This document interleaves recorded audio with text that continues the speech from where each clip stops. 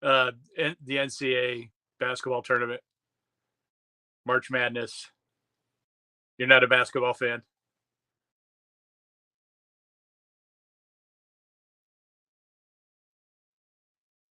Okay. I played basketball and football. Yeah. Yeah. I wasn't any good, but I played basketball and football. I tried. Yeah. Now my older brother was good. He was a walk on. I wasn't any University of Colorado, but he didn't make the team. But he was pretty good in high school. Yeah. There you go.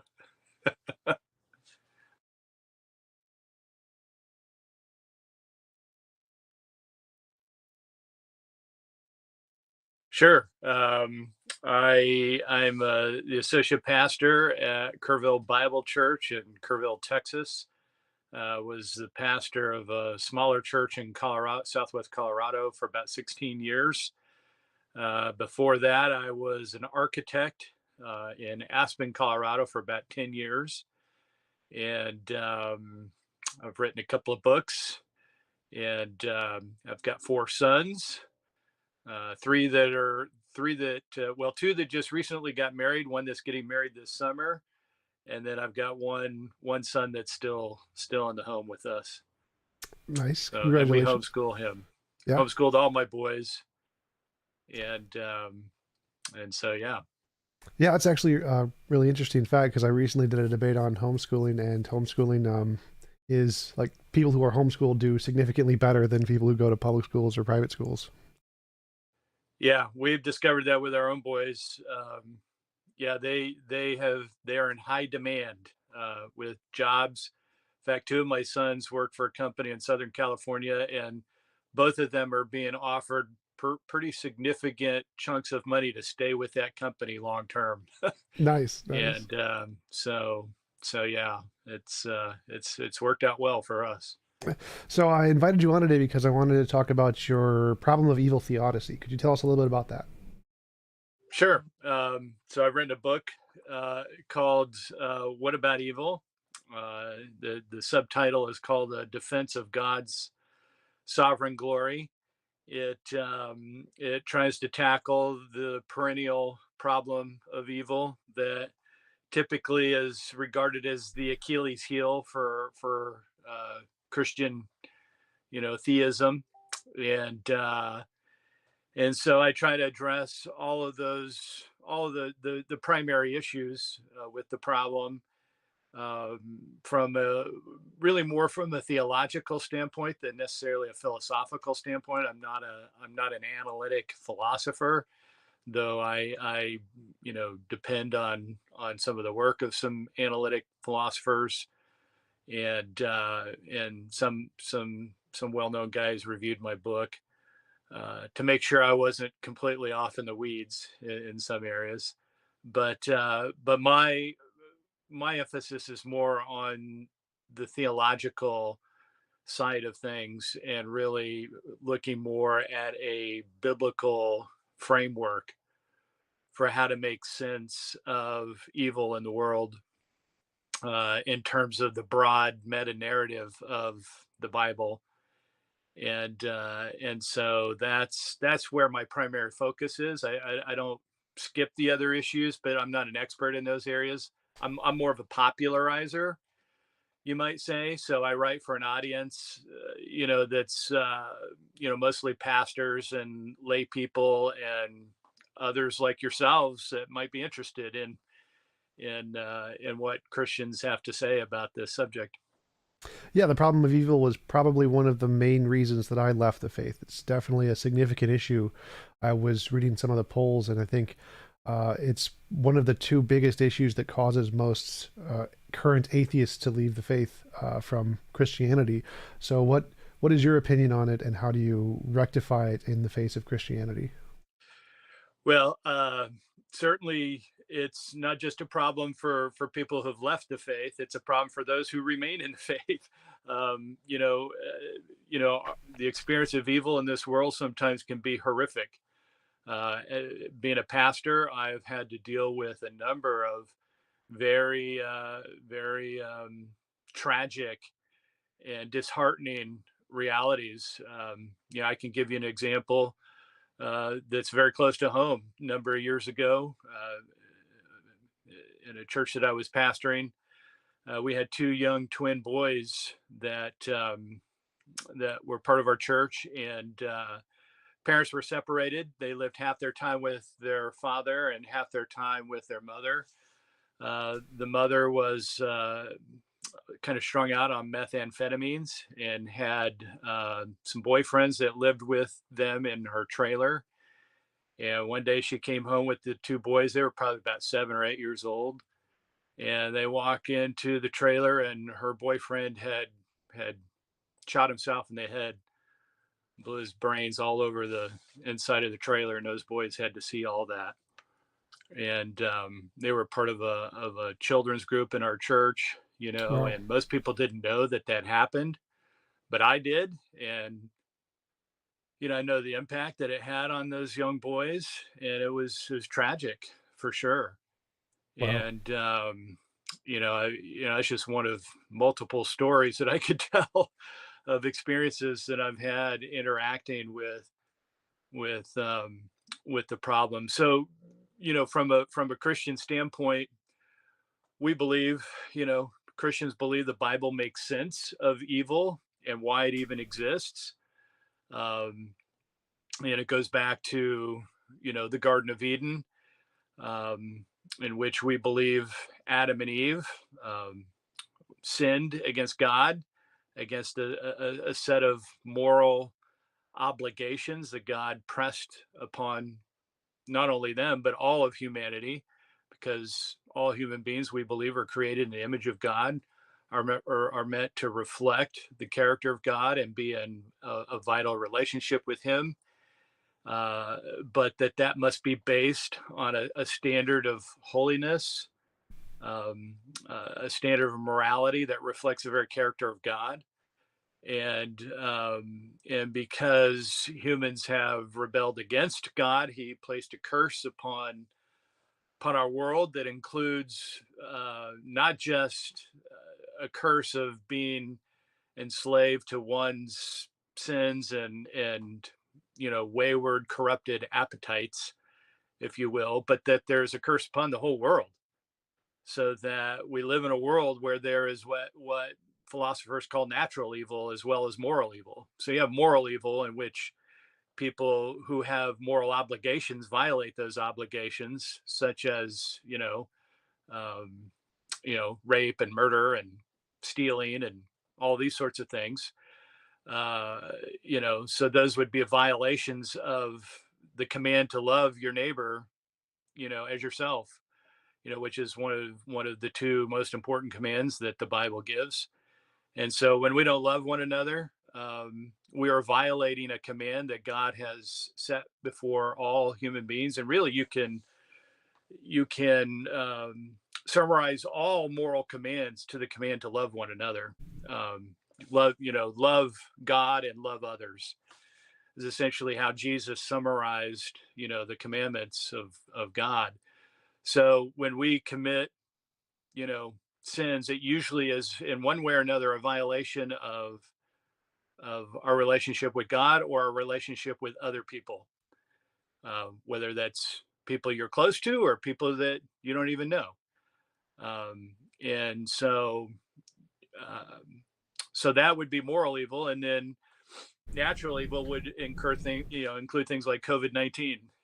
We live in a cursed world where bad stuff happens, and we you got earthquakes and famines and disease and sickness and human weakness, and things, buildings fall apart and crumble, and and I Christians believe that intuitively as human beings we know that it's not supposed to be this way. The world is not supposed to be this way. This is why throughout history, you have cultures that are always trying to develop some kind of utopia, If we could just change certain things in the world, we could create a utopia where we don't have all these terrible things happening. But of course, it's a frustrating quest, if you will, because there's never been a utopia that has worked, and it's because I think people have sought um, the wrong the wrong approach to what we need as human beings. And so that gets right into the heart of what Christianity is really all about. But that would lay kind of a basic groundwork for at least the existence of evil, and that the Bible explains the existence of both natural and moral evil, going all the way back to this curse that God placed upon the earth as a result of the rebellion of Adam and Eve, that then extended to all of their progeny, which is the rest of humanity. Yeah, for sure. So I totally agree on the natural evil side. I think that many of the things that happen, like tornadoes, tsunamis, earthquakes, those kinds of things that do kill people, are a form of evil. Like many moral philosophers disagree. They think that's just bad. It wouldn't be classified as evil or immoral. But I tend to agree that natural evils are a thing and that we should do what we can to prevent them. But for me, the story of Adam and Eve is very anthropocentric, very kind of like the Norse gods, very human in many ways. I don't see it as a story that would be exemplified by actions of the most powerful being who created the universe. It seems like it's very human, too human. Because to me, it seems like you could have gotten all of the benefits without doing any of the bad things. Like the natural evils seem to be kind of redundant. You don't, why create natural evils? And why punish Adam and Eve, who didn't even know right from wrong before they had the apple in the first place? And why provide the apple? All of this seems kind of erroneous. Like we could have just given everyone free will without the ability to hurt one another. So, for example, I can't fly. I can't just jump off my building and fly right now, but I still have free will, right? So the fact that I am unable to do certain things does not limit my free will. So if I was unable to, say, the world, I think, or the law I think that should have been added would be, it would be impossible to force anyone to do anything they don't consent to doing. If God had added that as a law of physics, that would seem much more like what you would expect an all-powerful being who knows everything to do. He would get the moral principle right the first time. And it seems very hard for me to grasp how the Adam and Eve story could have been made by an all-powerful being. It seems much more like something a human made up, like the stories of Zeus and Thor and the Norse and Greek gods. Just a human story to try and explain something. Right. So yeah, that's definitely a challenge for the Christian worldview. But I think it's also the very benefit of the worldview, at least as I understand it and the way I lay it out in my book. And so, to me, it begs the question: why did God? And this really gets to the heart of the problem. If God is all powerful, omnipotent, and He is all good, then it would seem He would never create a world in which evil would enter into that world. And it seems that would be the obvious reality. And so, as David Hume, the great English philosopher from 1700s, basically said, if God is omnipotent and and omnibenevolent, then why is there evil in the world? It seems that one of those two attributes would be under assault, that either he can't stop evil in the world, he might want there to be no evil in the world, but he can't stop it because he doesn't have any power to stop it.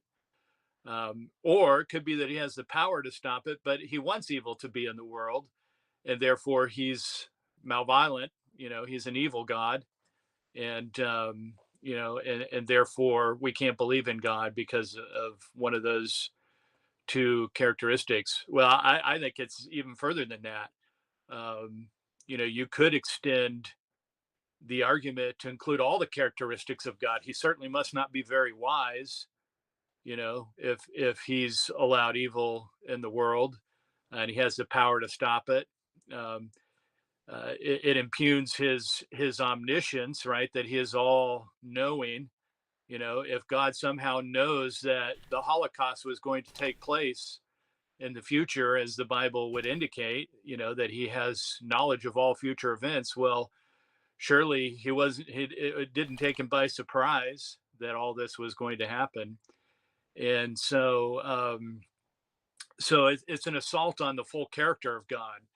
And it's interesting that a lot of philosophers have not even delved into that. They tend to focus just on God's omnipotence or his omnibenevolence, you know, as characteristics that are described by Christian theism. But really, it's an assault on the full character of God. So it is a very serious problem. But I also think that most Christians have a very weak view of God. And I come from the Calvinistic tradition, in which I believe that God actually ordained the fall of Adam and Eve to take place. Um, and that God, in fact, ordains everything that takes place in the world, including both good and evil. So that raises a whole host of questions, which is why my book is 500 and some pages. Um, but just to get to the heart of what my argument in my book is, because it raises a question: okay, if God is all wise, if He is all powerful, if He is all good and He is all knowing, and He is the creator of everything, then why did He create this world in which evil would occur? And you raise a very important question, because you know, and I address that very point in my book. You know, you say, you know, God could have created conditions where there was not the possibility for evil to take place. That Adam and Eve, um, whether you regard them as historical figures or not, I do. Some Christians don't regard them as historical figures and more kind of metaphorical personages, but I take them as literal human beings. Uh, in either case, he could have created conditions in the Garden of Eden, as the Bible indicates in the book of Genesis, in which they would have never been tempted. He could have prevented the serpent that represented Satan, that came and tempted Adam and Eve. He could have prevented the serpent from entering the garden. So why didn't he? Um, uh, you know, and he could have created conditions where they would have never rebelled. And the reason why I say that is because we know that the Bible describes conditions in heaven, or what's known as the eternal state, when this present heavens and earth have been dissolved and a new heavens and new earth takes its place. And that new heavens and new earth, there is no possibility for evil. And the Bible is very clear about that. And so the question is, why didn't God just start things that way? Well, so that sets the groundwork for my argument in my book, and this is what I say. I say that, you know, I have a kind of a syllogism that basically says God created the world not because He had any need to, because God doesn't need anything, but He created the world in order to magnify His glory to His creatures. And so then the question arises, well, how is God's glory most magnified? And I believe that His glory is most magnified in the redemption of this world, including the redemption of sinful human beings, rebellious human beings. And that the only way, once God chose that as freely chose that as you know, His purpose in creating the world, then the question is, how does this work of redemption take place? And I suggest it can only be through the incarnation, the death, resurrection, ascension, and eventual return of Jesus Christ, the central figure of the Christian faith. And that He is the ultimate hero of the story that redeems um, people who are mired in sin and evil and rebellion and death and chaos, and that He comes to redeem this world and restore it to conditions that are even better than what Eden would have been had it never fallen. So I seek to make the argument that it's better that we live in a world that has fallen and needing redemption than an unfallen world not needing redemption. And one of my arguments for this keys off of storytelling. And so throughout the history of the world, really, um, at least in the Western world, and really throughout the world, I believe we have a kind of uniform way of telling stories that humans resonate with, and it doesn't matter what religion, what philosophy you hold to, what it resonates with us all. And that basically every good story starts with the assumption of a set of ideal conditions, uh, the way the world should be. And then a good story always introduces some kind of a crisis, some kind of a conflict, that then in the course of the plot, the unfolding plot of the story needs to be resolved. Um, and I think of, one of my favorite novels and movies is The Lord of the Rings. And so, you have, um, many of your listeners are probably familiar with it. You have this ideal set of conditions that's basically represented by the hobbits that live in the Shire, right? They're all happy. You see this at the beginning of the movie if you've seen the trilogy.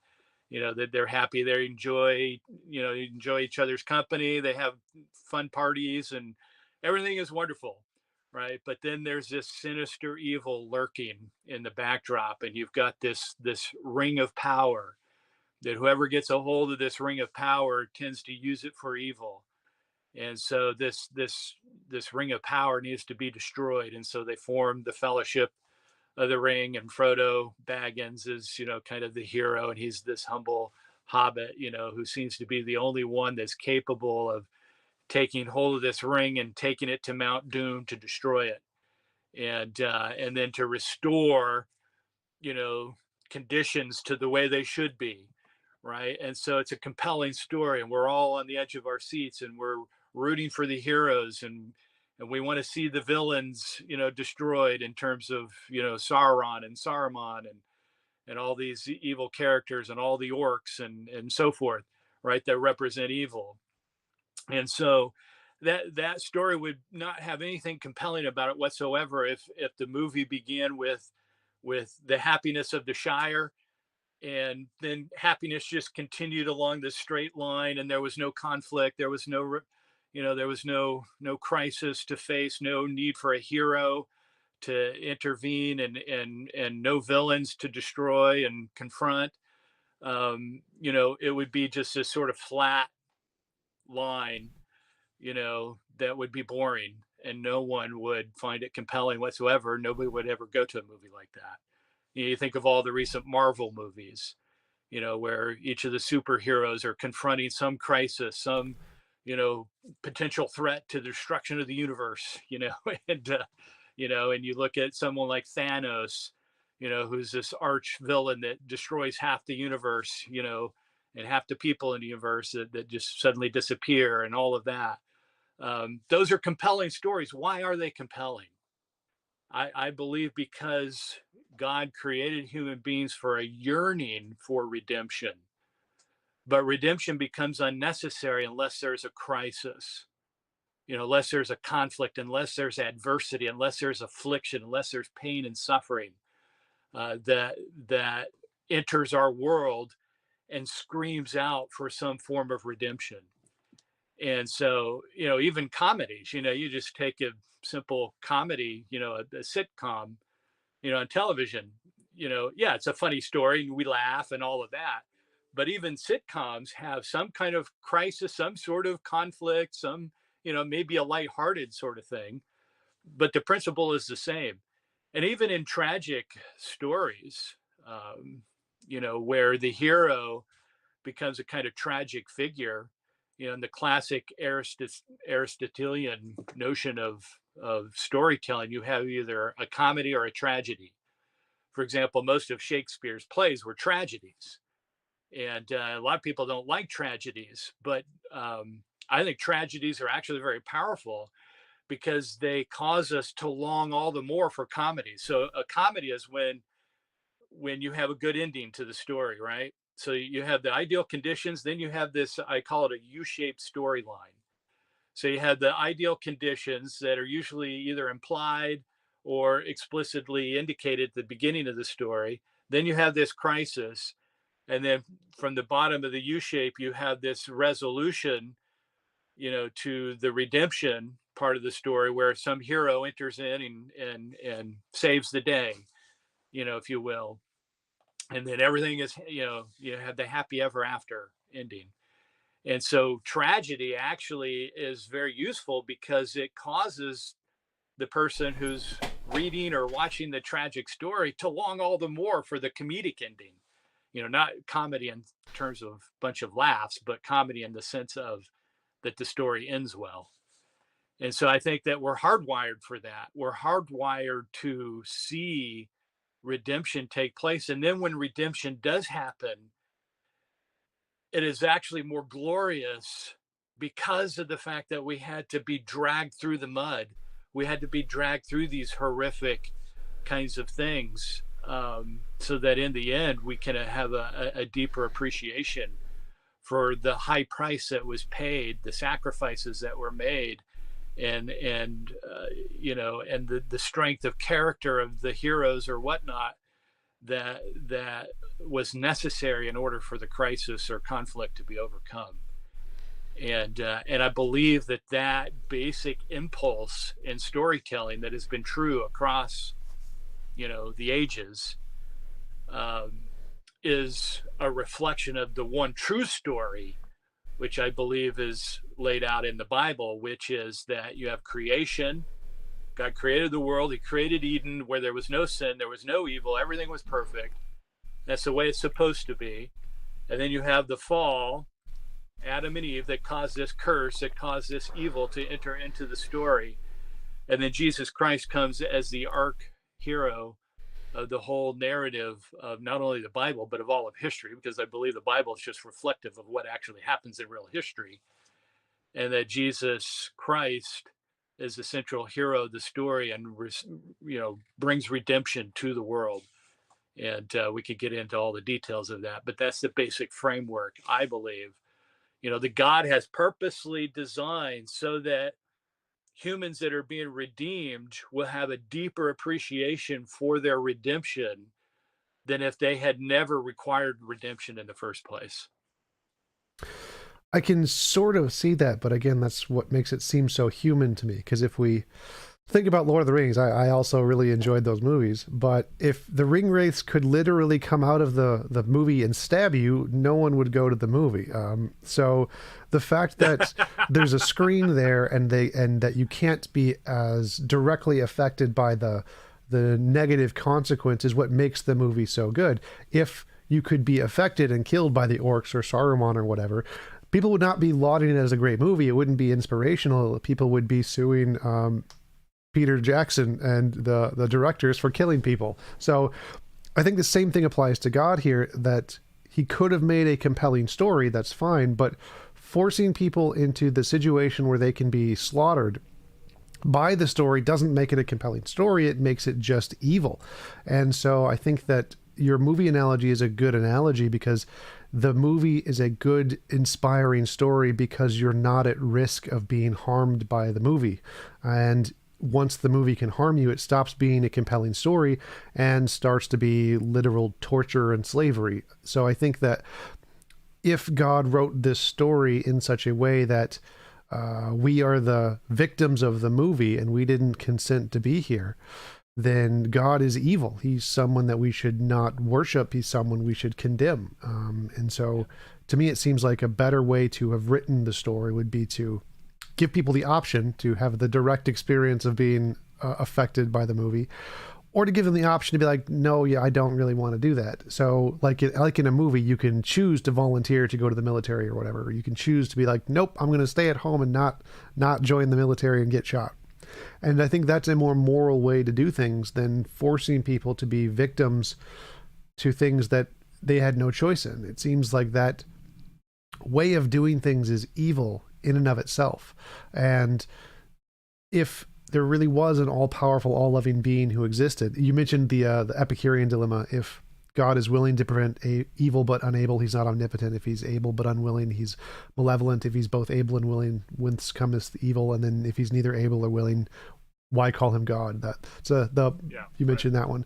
And so I think that that's a good way to portray the problem, because it seems like if there really was an all-powerful, all-loving being, the way he could have done it was just add an extra condition of make it optional. So we can have the entire world as designed by God with Jesus and suffering and Adam and Eve and the apple.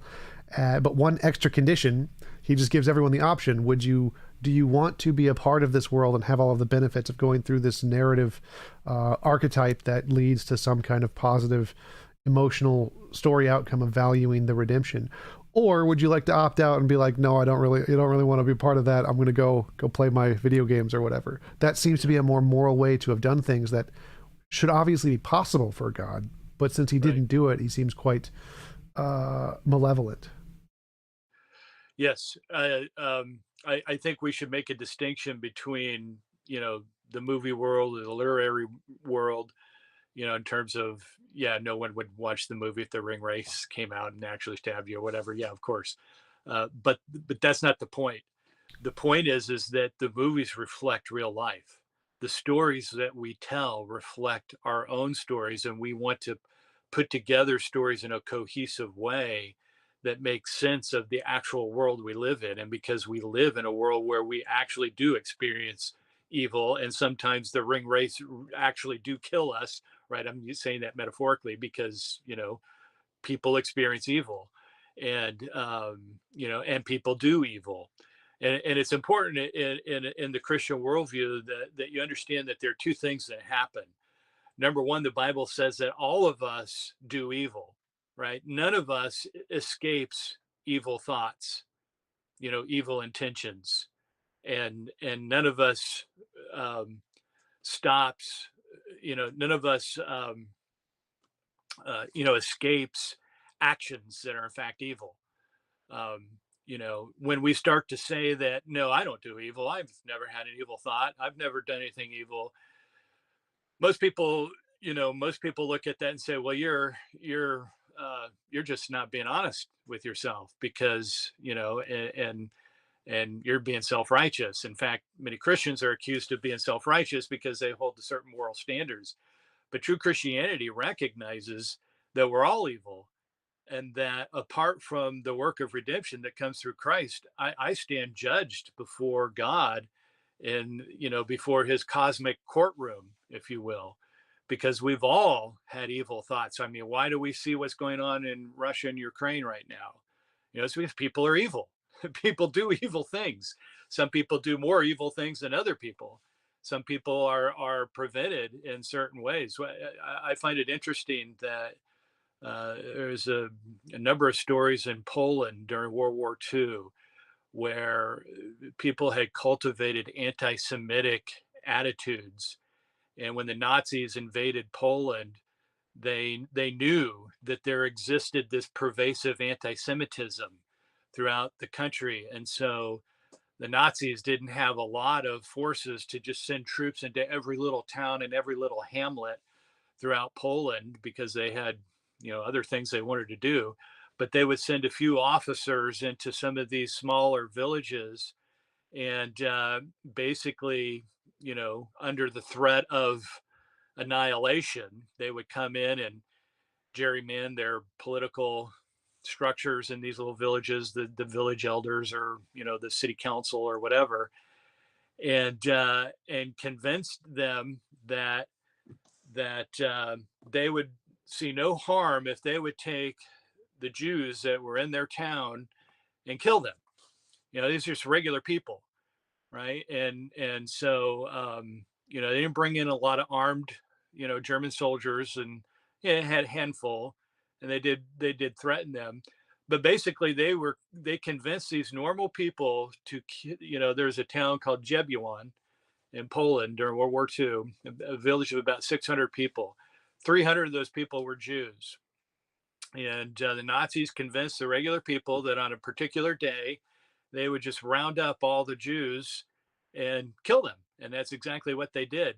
They got clubs and, whatever weapons they did have, baseball bats, whatever, and they went literally to their neighbors' homes and dragged them out into the streets and beat them to death. And the remaining people that they couldn't kill that way, they rounded them up in a church building of all things, shoved them in a church building, set the church building on fire, and I think about 100 of them died inside of a church building. And so when the Nazis that did this, it was the townspeople who did it to their own neighbors. And under normal circumstances, most human beings would not do that sort of thing, that would commit those kind of atrocities. But as I read a book on this a number of years ago, and I was reflecting on the book, I'm thinking, every human heart has the potential to do atrocious things. And that's what the Bible tells us. So that's one aspect of the reality of evil in our world, of moral evil, right? Yeah, I think that's but the other aspect is that, well, one second, I think that's a good point. Victims, right? Sometimes we're the victims of that evil. We're the Jews, in the Holocaust, or slaves who have been stolen from their African nation and taken to the West, and enslaved, and they become victims of evil. So we both are perpetrators and victims at the same time throughout life. And, well, it wouldn't be better if we could just not have that. So, for example, Stephen Hawking was a paraplegic, or quadriplegic, so he couldn't move his arms or his legs, and so he can have all of the evil thoughts anyone else could. He could have been one of the Polish people in that story, but he could have done nothing to kill the Poles. He's just physically not able to do so. Yeah. Right. So if everybody was a paraplegic in that town, they could all have equally had all of the evil intentions that the Poles did, or that the Nazis did, but they could have done nothing to actually enact those intentions on the Jews. Now, obviously, I don't want everyone to be paraplegic, because there are other consequences to that, but there's clearly a way to cause physical limitations such that it's impossible to do those evils onto people with maintaining the desires. You can still be evil. You can still have all the intentions. You can still covet your neighbor's wife. You can still lie. You can still desire to hurt other people. But if there's a limitation that you can't physically do it, then I think that's exactly analogous to many humans on the planet who are quadriplegics, paraplegics, people who don't have access to nuclear weapons. There's lots of things we cannot do to harm other people. And if those same physical limitations were placed on everyone, so like I mentioned earlier, if it was impossible to force people to do things they didn't consent to doing, you could still have all the evil, all of the free will, all of the being judged in front of God because you're still a sinner, but without the rape and murder and torture bit. Yeah. So, you're introducing some other elements into this discussion that we haven't really delved into, because there's so many issues when you're dealing with the problem of evil that you have to kind of grapple with. And one of them is this: you keep using this idea of forced. We're forced to do this, or forced into this situation, and and so it raises the whole question of free will. And and so one approach to the problem of evil that many Christians, in fact, it's the primary approach to the problem of evil that Christians use, and I think many non-Christians would agree, at least in principle, with this notion, is that humans have free will. Okay, so what does that mean? Well, in the standard notion of free will is technically known as libertarian free will. And in libertarian free will, there's basically, I believe, two basic definitions, or two basic components to the definition of libertarian free will. Number one is that human choices cannot be determined sufficiently by anything. So God cannot be the ultimate determiner of choices. In fact, nothing can be the ultimate or sufficient determiner of choices except for the choosing agent himself. Okay, so that leads to a second plank, which is that you could have always chosen differently under the same circumstances. Okay, so you're confronted, you come to a fork in the road, and nothing compels you to take the left fork or the right fork. And so libertarian free will says that there's no sufficient causal reason for why I would go left or would go right. And so I can make either of those choices equally, and nothing compels me to make one choice or the other. That's the basic definition of free will. Now, I think there are serious problems with that definition of free will. But that's most people who believe in free will believe that that's what secures moral responsibility. Now, from the theological standpoint, if you believe in God, many Christians will say, well, God granted human beings this free will. Okay, so he granted Adam and Eve free will. And so the reason why Adam and Eve sinned is because they were presented with the opportunity to sin. They could have refused uh, that opportunity to eat the apple, as you say. It wasn't really an apple, but anyway, that's fine. They could have chosen to eat the apple or not eat the apple, and they had an equal power to do either or. So that's what free will would say. And so that God valued free will so much that he created the world where such free will exists, but in doing so, he took a huge risk that his creatures would choose evil instead of good. Um, but it's not from a theological standpoint. Now, and I understand many atheists, perhaps such as yourself, would hold to that view of free will, and many non-Christians do, even though I still believe it has problems. But from the Christian standpoint, I'm just talking specifically now from the Christian standpoint for those who within Christianity hold to that view. Typically, they're known as free will theists. Those that would fall into that category would be classical Arminians, open theists, and another brand of free will theism called Molinism. So these get into some really technical details about how you work all that out. But the point is they believe that that's the only way you can secure moral culpability for choices. That the only reason why we could be morally culpable is if we had the ability to choose other than what we did choose. So that Hitler had the choice to either save Jews or kill Jews. If you want to simplify it that sort of way. But I don't believe that moral culpability is tied to our ability to choose otherwise. In other words, I'm not morally culpable for making choice A because I could have made choice B. And the Bible doesn't place moral culpability in that ability, if you will.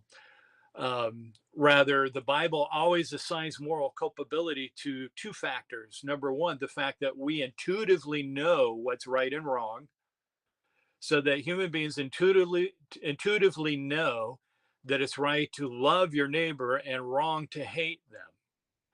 Okay.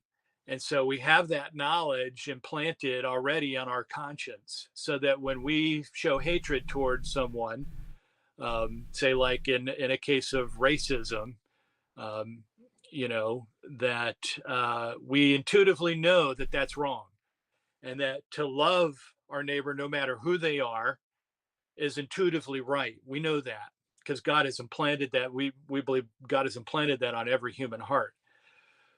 And therefore, that means that moral culpability is always tied to the intentions of your heart. So if you intend evil, you are culpable for evil because that's what you intended. Now, the question is, if God is sovereign, if God is the ultimate cause of everything, you would think, well, there's a conflict there, because if God ultimately causes everything, then how can humans be free in that sense?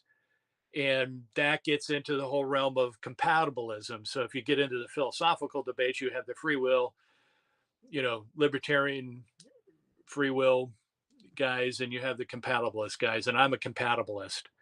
And so I believe that our choices are determined and yet free. Free in what sense? Free in the sense that, number one, they're never coerced by God. Now, you might find yourself in human situations or temporal situations where there's coercion involved, but it doesn't come from God. It may come from other people. For example, somebody may may put a gun to your head and force you to do something that you wouldn't want to do. Well, that's a form of coercion, right? But that coercion isn't coming from God directly, and so you have to sort through all those kinds of things. So the point is that God can be the determiner of all things ultimately, uh, but none of that involves coercion, because people freely make the choices that they make in the sense that they do so voluntarily or willingly, and that they do so based on the most compelling reasons that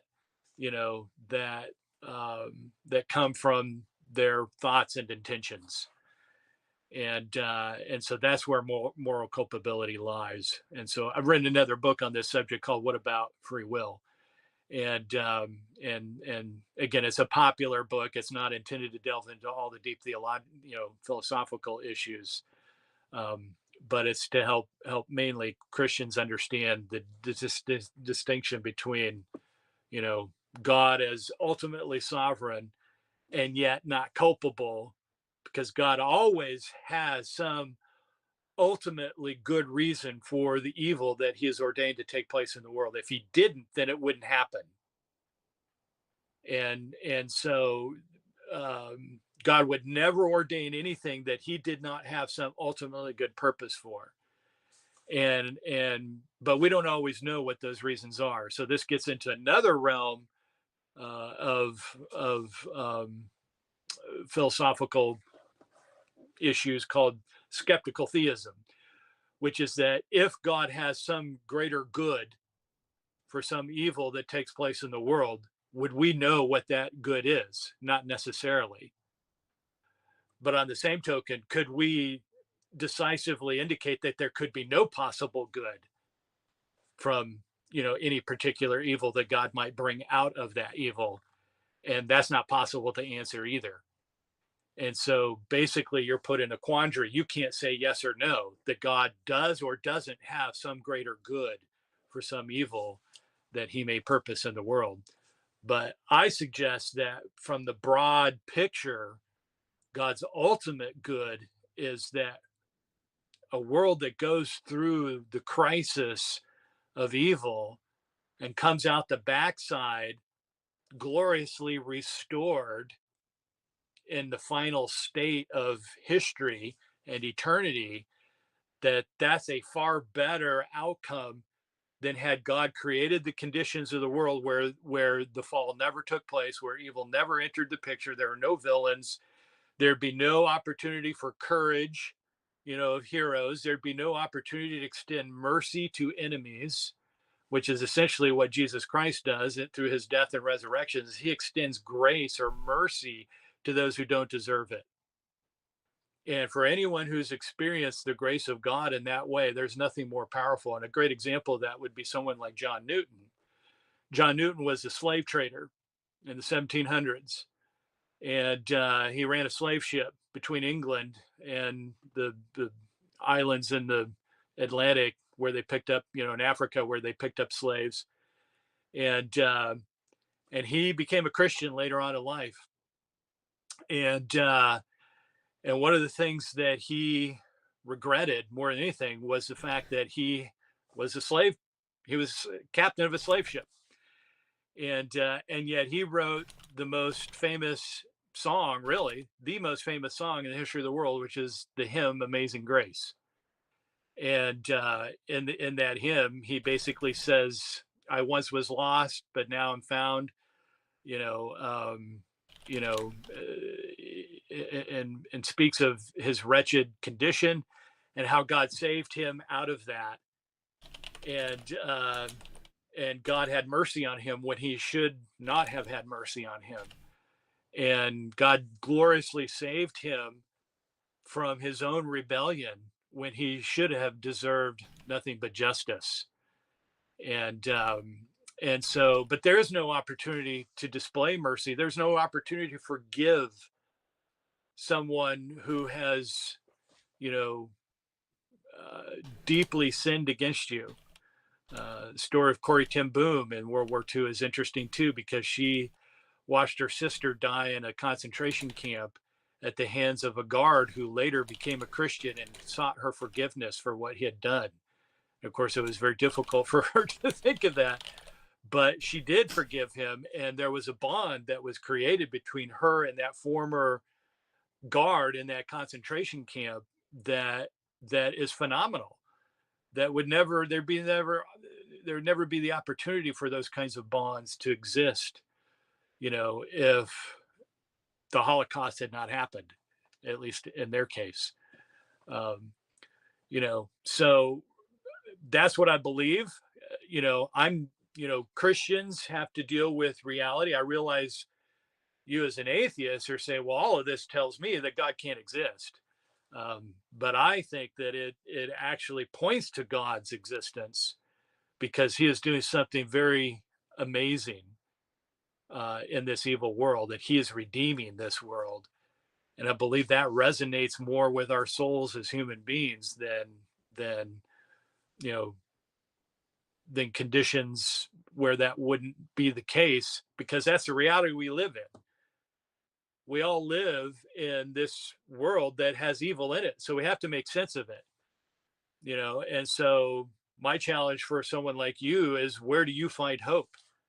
Is there any hope for someone who doesn't believe in God, or does this life end? So you grab all the gusto you can in this life, and then it's all over with, and we just disappear into nothingness. I don't think there's hope in that. I don't know what you believe, but where do you find hope, I guess, in an atheistic world? Yeah, so there's a few things there you mentioned. The first thing is that the intentions. One of the things in Christianity that you said, and I agree with, is that the intentions can be evil. If you intend to do harm, you're doing evil, regardless of whether you do the harm. But this causes a problem for Christianity, because if all you need is the intentions, then you don't need the action. You can still have the evil, you can still have the free will, you don't need the actual murder as long as someone intends it. And therefore, you still can have all the good and evil dichotomy and all of the courage and things without the actual murder. You don't need the actual murder because you have the intentions, which are just as evil. And so the fact that the intentions themselves can be evil, like a paraplegic, like Stephen Hawking, quadriplegic, can have those intentions and not be able to act on them, but still be evil, means that you can still have all of the evilness stuff and whatever benefit that the evilness is required for, without actually being able to act on it. And so it seems obvious that God could have made a better world just by allowing all of the evil intentions. So you still have all of the sin, but you just can't murder people. At least not who don't consent to it. And the second thing I wanted to get to was free will. Like I'm quite familiar with compatibilism. I'm more of a determinist myself, but compatibilism is just the position that free will is compatible with determinism. So I'm fine with compatibilism. But I don't like, you mentioned that a story with courage is significantly better than a story without courage. And you mentioned some other things, and I'm totally agree with that, but we can do you one better. We can make it even better by making the story optional. So I agree that a story with courage would be better than like just the bland, like perfect line of no change. But you can make it even better than that. You make it optional. So for example, I have the option of going to see Lord of the Rings. Now, if I didn't have the option, if I was forced to go see Lord of the Rings, it would make the story much less enjoyable, not as good of a story anymore, because I've been forced to go. And so if I'm given the option to go, now, my wife would feel that way. She doesn't like Lord of the Rings. So if I made her watch Lord of the Rings, then she wouldn't like that. Yeah, exactly. So we can have the courage, which is better than just a bland story, but we can make the story even better by giving people the option to go, or option to be a part of it. And so I agree that this metric of making a better story is an important one, but there's a way that we could have made the Christian story entirely better just by making it optional. Be like, would you like to go be a part of the whole Jesus world story with all the pain and suffering, or would you like to opt out? Giving people that option would have made it a significantly more moral story, a better story. And the third thing I wanted to mention was, it seems to me that the lives of the slaves and all of their suffering was significantly worse morally worse than the benefit of the Amazing Grace song. I don't think Amazing Grace was worth all of the suffering and pain that all of those slaves went through. So even though a benefit could have come out of it, the suffering was significantly outweighed there. And then you asked, where do I find hope? I think that there can definitely be afterlives without a God. You don't need a God for an afterlife. There's many religions that have that. And so I think that whether or not there is an afterlife has equal probability with or without a God. So there could be an afterlife where we essentially wake up in Lord of the Rings and you get to go play Frodo and be all in Lord of the Rings or Star Wars or whatever. And that's equally as likely to have an afterlife like that, whether or not there's a God. You don't need a God for that. So I don't think there's any evidence of that. Just like I don't think there's any evidence of a God, but either one is possible. And so I still have hope regardless of whether or not there's a God. So what would your hope lie in? Nature. What gives you hope? Nature and the possibilities of what's out there that we just haven't discovered yet. Reality, progress, technology. I think that eventually, like you mentioned, the utopia thing, I think eventually, technologically, we will be able to make a utopia. It seems like all of the things we've done in nature so far are leading us there. Like we've improved the quality of life and life expectancy by over 3 times in the past 200 years, made people happier, given people more freedoms. And as long as we continue to grow in technological means, we will continue to move towards that utopia where there will be no death. We're going to be able to solve death. So with that increased technology, you have like nuclear weapons and things like that, and the threat of annihilation. So what keeps you from hoping against hope that technology won't be used to destroy ourselves? The patterns in human nature. So like the nuclear weapons you mentioned, we've had the long peace over the past 50 or so years where there have been, until the past week, essentially no wars between any major nations in the world, which is the longest period in human history where there was no major wars. So this nuclear proliferation and the balancing of power has prevented wars more than it has caused them. And so as we grow in technology and we get artificial intelligences, those are going to be really cool. We're essentially not going to have any war anymore. It's going to be decrease, not increase, which is the pattern we've seen. Steven Pinker's book, The Better Angels of Our Natures, articulates all the different ways in which our world has gotten better as technology has improved. And even though there are weapons that go along with that, those weapons are deterrents for the most part. So we see a decrease in all forms of violence and crime and bigotry, and everything that we consider to be evil or bad has been going down, and lives have been getting better as we have improved in technology. And so if we just continue to follow that pattern, we're going to get to the utopia, as long as like Yellowstone National Park doesn't blow up first. Well, I think there's a different take on what we see happening today. You know, we just escaped the 1 century where more human death was killed through evil regimes and war than in all the rest of history. You know, the literally hundreds of millions of people died either through communist Russia, communist China, World War I and World War II. We've just come out of the backside of the bloodiest century in the history of the world.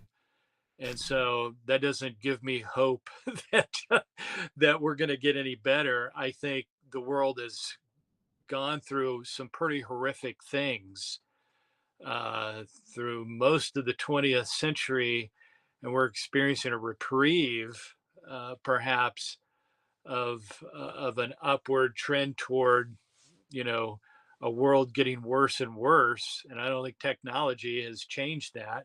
I think technology has just supplemented or facilitated, um, you know, the kinds of wars that we can conduct, for example, in the 20th century that could never have been conducted in the Middle Ages, with firepower and tanks and airplanes and battleships, and armaments that are massive. And of course, now we do have nuclear weapons. And yes, I do believe that they have formed a deterrent, but I don't know that we have any good reason to think that we're not always on the brink of World War III. I mean, look at what's happening right now in Ukraine. There's always that potential, and I don't think the hope against hope that somehow we're going to develop a utopia um, has much to say for it, because for thousands and thousands of recorded human history, we've never developed any utopia. Um, we have created some conditions in some nations that are less miserable than other places. I think America is one of those places. Um, you know, but it's also interesting to me that America grew out of a set of conditions where people came to America uh, initially to escape religious persecution and formed a strong Christian basis. I'm not saying that America was founded as a Christian nation, because you had a mixture of Enlightenment thinking, which I think Steven Pinker would agree, with deistic uh, framework, not necessarily atheism. Atheism wasn't really a popular trend in With the Thomas Paine, 1700s. there were a few of It those. was starting to move in that direction with the Enlightenment, but you still, you had Thomas Paine and some of those guys that had an influence. So yeah, there was, you can't. There's no kind of unified, set of principles that guided all of the founding fathers of America, that which they were walking lockstep. So there's a different variety of influences on that. But I would suggest that Christianity had a very powerful influence on the creation of a nation that that that was founded in freedom and gave people of all religious stripes freedom. Now, did we carry that out consistently? No, we had slavery, right? We had to fight a civil war in order to end slavery, and even then, it didn't end the prejudice and the racism, that resulted from that. So yes, we have our own set of atrocities. I happen to think abortion is a massive atrocity when we know that, people who get pregnant and they're like, yes, so we're going to have a baby. And other people get pregnant and say, no, that's not a baby. And I can kill what's in the womb. How can we just randomly make those choices for ourselves? I don't think we can. I think there's a set of invariable moral obligations that requires us to preserve life at all costs. And, and I think that comes from a Christian worldview. But that Christian worldview also encompasses the notion that God has placed those moral principles upon every human heart. So, regardless of whether or not you're a Christian or not, that instinctively it is wrong to take life and it is right to preserve life. And that basic distinction is true for all human beings, no matter how much that gets suppressed with our evil intentions and whatnot.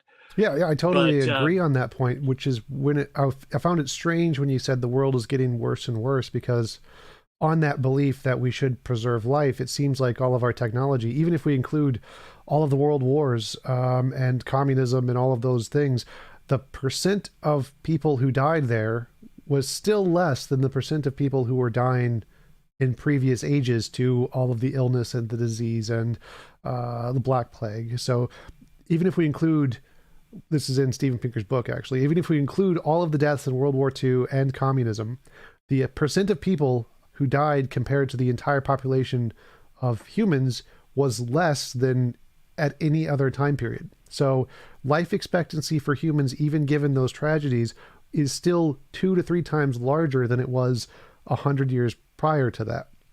So even with those terrible events, and the numbers, the reason hundreds of millions of people were able to be killed there was because there were hundreds of millions of more people on the planet. There are now billions on the planet, where there used to be only millions of people on the planet, because we had no way to sustain this many people. So even though the technology allows for these kinds of atrocities, it also allows for billions more people to be alive and to live 2 to 3 times longer. And so even with all the negative things you mentioned, it seemed like the world is getting significantly better based on the criteria you mentioned of preserving life. We have significantly more human life than ever, and we give them more quality of life than ever.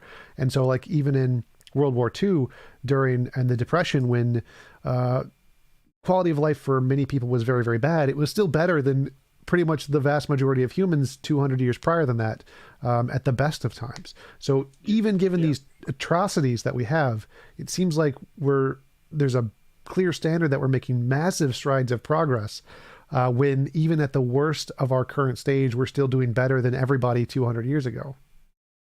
Yes, and I agree with you. Um, there's some areas there where I think there's agreement between us. I'm not suggesting that progress in technology is a bad thing.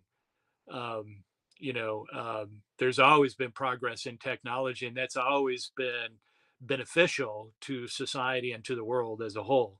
It's better that we now have tractors that can pull massive implements behind them to create massive farms. I used to farm when I was a young man with my grandfather, and so I got to drive these big tractors and plow up fields and all of that. Then having to have two oxen, with a single plow that it takes you forever to just do one row.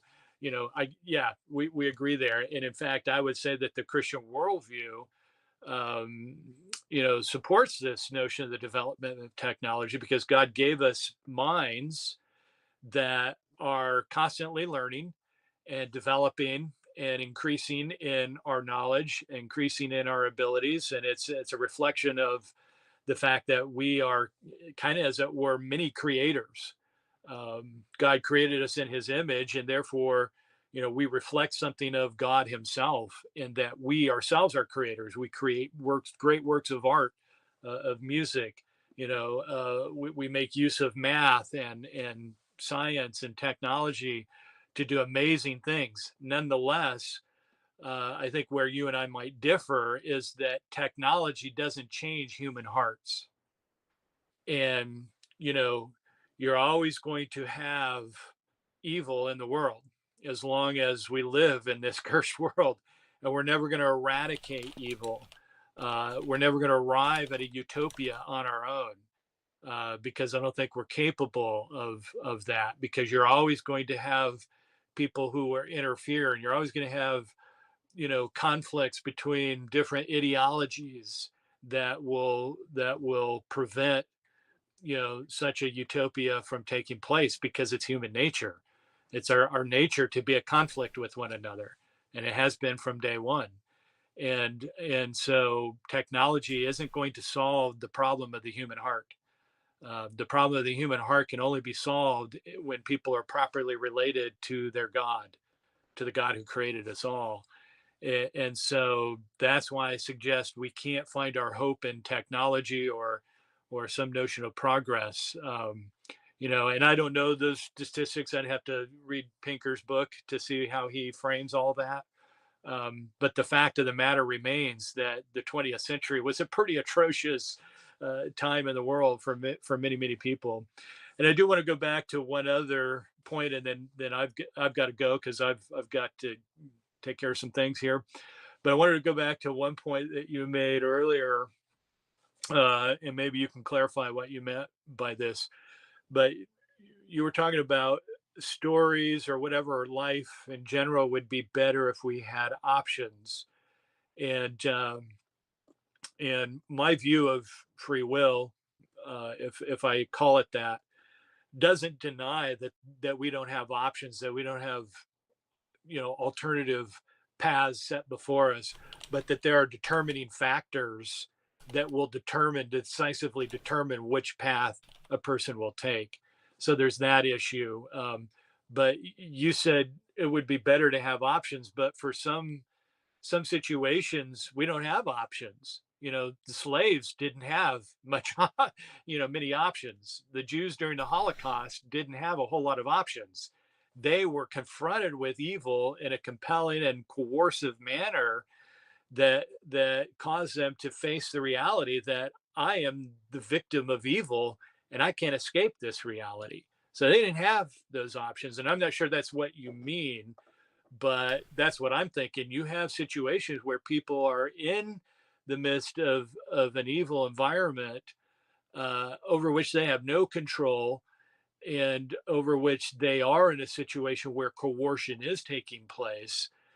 And yet, how do those people escape those conditions of evil? And what I find interesting is that there's always amazing stories where people who were under that kind of intense affliction have found hope through the Christian story, if you will.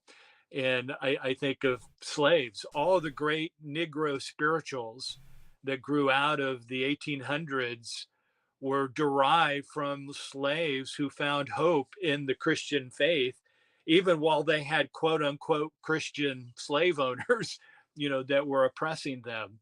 A lot of the Negro spirituals actually grew out of the revivalistic preaching of a man named George Whitefield, who was instrumental in what is known as the First Great Awakening in the 1740s and 1780s, and they took his sermons and turned them into songs that they then sang as an oppressed people, much like the Jews were oppressed by the Egyptians as slaves before God brought redemption to them and established them, in ancient Israel.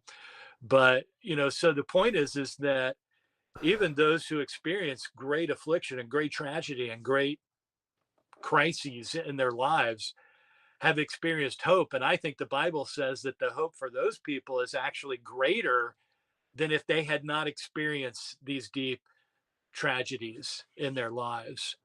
And I think that is the hope of the Christian faith, or what we call the gospel, that is centered around what Christ did to save people, to redeem people from sin and death and evil and hell and Satan and all these evil things, that either we perpetrate because we are all rebels, or have been perpetrated against us because we're also victims. And that is where I believe true hope lies. And that's the Christian story. And it's glorious for those who have been pulled out of such affliction, because it makes the end game all the much more powerful and meaningful to those people, because they went through such a crisis of evil. Right. So that's my point. Yeah, so what I meant, you asked about what I meant when I said people should be given choice. I was talking more about like God himself giving us a choice. So before we come to heaven as children or whatever, God gives you the choice. Like, would you like to go to my earth where I have all of this pain and suffering and death and Jesus happened, where you can go through this trials and tribulations and get to that retribution, redemption at the end, where you have all of those benefits you mentioned? Or would you like to opt out and be like, no, you just go to your old video game world or something? Okay, I see what you're saying. So it's kind of like the ticket at the movie theater. God gives you the option. Would you like to go to the Lord of the Rings where you can be stabbed by the ring wraith, or would you like to be like, no, I'm going to go play Star Wars or something? Right. If God had done that, then it would have been an infinitely better movie, a better story, because now you still have all of those trials and tribulations, and you still have all of the rewards at the end. You still have all of the personal growth. But you have one additional thing there, is that you got the option to choose to go to the movie. Well, you weren't forced to go to the movie. Yeah. So if that one option was added to this story, then it would have been an infinitely better story than forcing people into the movie theater, like your wife example, just forcing her into the movie theater to suffer through it without her choice. That one thing would have made it significantly more moral. And so the people who are being coerced here, who I think are the greatest immoral forcing people, is when God forced people to live here without their consent and didn't give them the option to be like, would you like to be a part of this world? Would you like to buy a movie ticket to Lord of the Rings, or would you like to not go? So are you suggesting that we should have had the option to be nihilists? Nihilism is like the position that there's no value or something. Like, I'm saying God himself, which is grant Christianity is true, if God himself just gave us the option, you can go to the world as God designed it, or God could give you a world of whatever you kind of wanted, give you like a checklist. What would you like in your world? Pizza. I want pizza. Murder. Nope, we're going to get rid of the murder. I want that one. No rape. No, I'll do without that one. And so you can go to this world of your own kind of design, and he gives you the option. Would you like to go to world A, world B? It's up to you. Here's the benefits of world A that I designed for you. You can go through all the trials and tribulations, or you can just, pizza world. Right. No, I'm thinking of Albert Camus, who said the only significant philosophical question in the world is suicide. Because if we live in a world where we feel like we weren't asked to be in this world, then that to me would suggest, well, you don't want to be in this world. So then the most significant question for you would be whether or not you commit suicide. So Well, that would, would that be an option then? So I mean, if do you believe people who live with that worldview saying, well, God placed me, or whether you believe in God or not, I'm placed in a world where I didn't ask to be placed in here. I don't want to really be in here because I don't find any meaningful reason to be here. So the next question then would be suicide. Would you agree with that? sort of, I think that many people do commit suicide exactly for that reason, that they're forced to be in a life where they didn't get any choice and they're filled with suffering that they didn't get any choice of. But I don't think, again, suicide isn't a moral option. It's an immoral option to be forced to make, because if you're placed in a world where you didn't choose, full of suffering you didn't ask for by someone else, you're literally just a slave. So whatever placed you there is immoral. The moral option would be just to snap your fingers and say, I'm going to my own world. That would be the moral option. It's not suicide as much as suicide would be But that doesn't exist for anyone. I mean, do you know that Right. that exists for someone? Can somebody snap their fingers and go into a different world? No, that's why this world is immoral. Whoever created it must be immoral because they didn't give us that option. Mm-hmm. So how do you justify that it was immoral? On what basis? Well, What I'm a is your moral ground realist. for saying something is immoral? I'm a moral realist. So I'm like, most philosophers are atheists, like Mhm. 70 something percent, but they also believe in moral realism, objective morality. So I Sure. believe there is an objective And morality. I would be a moral realist as well. Yeah, like pretty much all Christians are moral. It's strange Right. to find a So Christian who's not a moral realist. so the question is, where do you ground moral obligations? Why should I love my neighbor and not kill him? Yeah, I think that morality is grounded in nature. Just I think there is I imagine you would say that morality is grounded in God's nature of some kind, something like that. I would say morality is grounded in nature's nature. There is some. So what is it about nature that grounds morality? I'd say it's like a law of physics kind of thing, an emergent, higher order emergent property, which is the moral property. So what if there were a law that said that killing was okay? I'd say there isn't one, but if it did say that, then that would be moral. So kind of like, what if God said killing was okay? Well, he wouldn't do that, Okay, but if he did. So if that's the case, then you're suggesting that there is something transcendent about these moral things that aren't tied to a specific law that says, yeah, killing is wrong.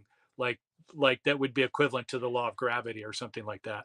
Yes. If I don't know if I'd call laws of physics transcendent, or transcendent of us maybe, but No, I'm not even suggesting laws of physics are transcendent. yeah, so I'm I'd say suggesting that morality is transcendent. it's more like a law of physics. So I'd say it's like fundamental Yeah. grounds of what makes nature. So I don't think I'd call it transcendent, but I would call it more like a law We of could physics. live in a world where the laws of physics or the laws of morality that are like the laws of physics were such that it's okay to kill your neighbor.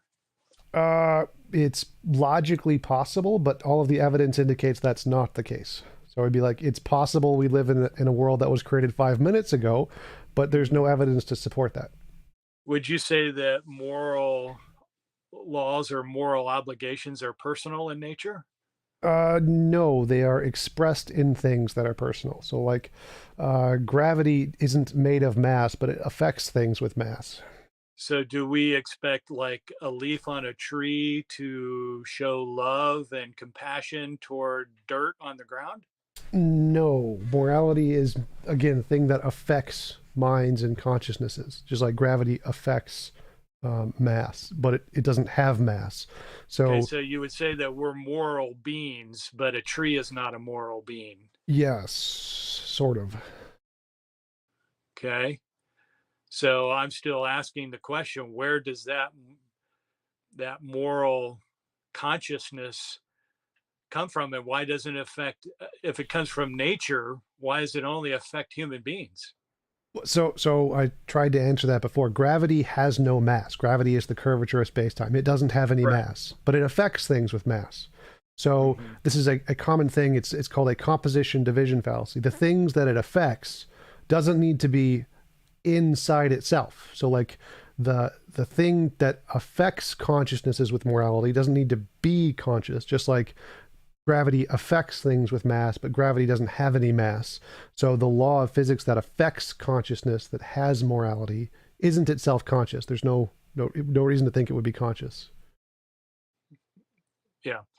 So getting back to the question of whether or not morality has a personal relation, would you agree that moral principles largely impact interpersonal relationships? Yes, just like gravity affects objects with mass attract.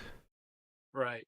So morality is largely conducted in the realm of interpersonal relationships Yes. between. We'll confine it to human beings. We'll set aside animals for a moment, but you would say that the morality is primarily conducted in the realm of interpersonal relationships. Yes. So would it not suggest to you that whatever grounds morality would involve interpersonal relationships? No. So like I could say whatever gravity is something that affects objects with mass. Would that suggest that whatever grounds gravity has mass? Yeah. Um, yeah, it's a different question Well, because it's you're dealing with a material world. well the Um, question has and it's the I structure. think that there is a metaphysical grounding even for the material world, but that's a different kind of argument. Well, it's the Um, exact same and argument. I think you're comparing apples to oranges at that point. Well, yeah, so it's a composition division Yeah, fallacy is what it's called. It's when you say that the thing that is affecting some interaction must be in the grounds of whatever the interaction is made of. So like obviously gravity is not made of mass. Curvature of space-time is not made of mass, but it right, affects things that have mass. So objects with mass attract. right. I But see you what you're saying. but you couldn't say Yeah, that because objects with mass attract, therefore gravity must be made of right, mass. In the same right. way, morality, moral things, moral interactions attract between minds or whatever. You couldn't say that whatever grounds morality is a mind. Yeah, yeah, yeah. I would disagree, but I think we can't ground morality in anything that is other than personal, conscious, moral. Having a moral component, and and if we believe that, as moral realism would suggest to us, that we have invariant moral obligations, that there's an objective standard of morality, I would agree. and that differs from laws of physics. I think in significant ways, because we don't have that standard of morality present in this world. So where does it come from? Um, and we know that there is a perfect world. I mean, we can conceive of a perfect world where there is nothing but love and no war and no killing and no murder and no hatred and all of that. But we don't live in such a world. Um, and so, where does the notion of such a world come from? Because it's not one that we live in. Um, anyway, I believe ultimately it points to a personal God, you know, with a moral consciousness that's reflected in creatures that are created just like him in that regard, and that interpersonal relationships between humans reflect the Trinitarian interpersonal relationships between the persons of the Trinity. And therefore, I think morality is only properly grounded in the Trinitarian God of Christianity, because only such a God could be moral, right? If you had a Unitarian God, how does a Unitarian God who doesn't have a need to create anything, how does he express love? Well, I don't understand I how don't believe any it's possible to express love unless there's a lover and a loved, right? So just think in terms of a man or a wife, right? So husband and wife. Husband loves his wife, right? So you have one who is extending love and one who's receiving love. Okay. So in order for the moral conditions for love to exist, you have to have a lover and a loved. Otherwise, love has no meaning, right? So that already suggests that morality presupposes a community of interpersonal relationships, where something like love can be expressed. Well, where does that notion come from?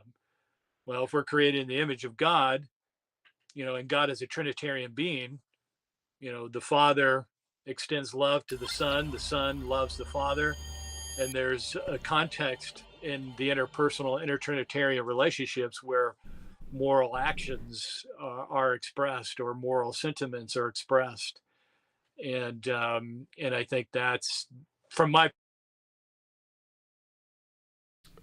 Oh, you cut out. I can't hear you.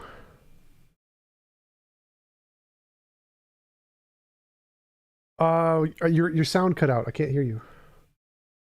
Because I gotta go do some other Oh, there you go. things. Gotcha. Now I can hear you. So yeah, I don't think you need a loving relationship to ground morality. I think that there could be essentially like, if you think of a Buddhist monk in a universe on his own versus Hitler in a universe on his own, he could have a loving personality even without any other people there. So the essence of the nature of the thing can be what grounds morality. And I don't understand how a God could ground it, because I think the Euthyphro dilemma is a good way to illustrate that a consciousness can't ground morality. Is something good because God consciously deemed it so? Or does God deem it so because it's moral based off of some other standard? And it seems like it can't be because God consciously deems it so, because then morality is arbitrary. So you could say it's grounded in God's nature or something, and I'm fine with that. But it can't be a conscious decision. So consciousness can't ground morality. It has to be some essence of a nature. And that part I agree with. So I can just say it's the essence of a nature, like a law of physics nature. It doesn't need to be a conscious decision. No, yeah, you're bringing up the Euthyphro dilemma, and I think that's easily answered, and you just answered it. That God commands that which reflects His own character, because He is a perfectly moral God who loves perfectly, who's perfectly righteous and moral in every respect, with absolute perfection, and He can be nothing other than that. So then He that forms the basis by which he can command others, Right. because That means you don't need that's consciousness. yeah. So listen, I have to go. I've got to go to another meeting. Yep. So I've enjoyed this conversation, but I have to cut it off. Yep. Thanks for coming on. Really appreciate it. And I will let you go. Have a Okay, nice Tom, day. enjoyed it. Take care. See ya. All right, guys. After showtime. Discord.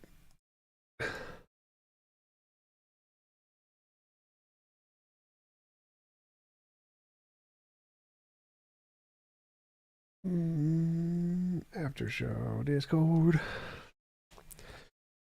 Where's my? I don't have a YouTube up right now. Thank you for the super chat, Lawson Harrison. Appreciate it as always. All right, let's see here. Go to my YouTube. Go to the chat. http://discord il/tjump. I think that's correct. Pin message. Let's see if that one worked.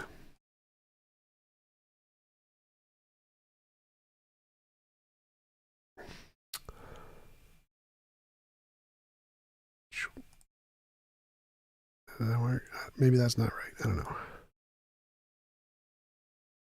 Control C. Control V. Nope, that's not right. Damn it.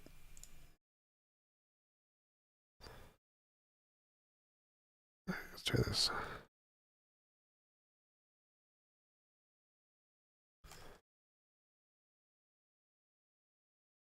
Pin replace. placed pin message.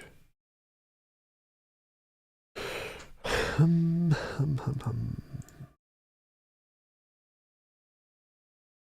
we go. Now it's linked. Let's go back to the Discord. Hello, Edwa. How's it going? Edwa's gone.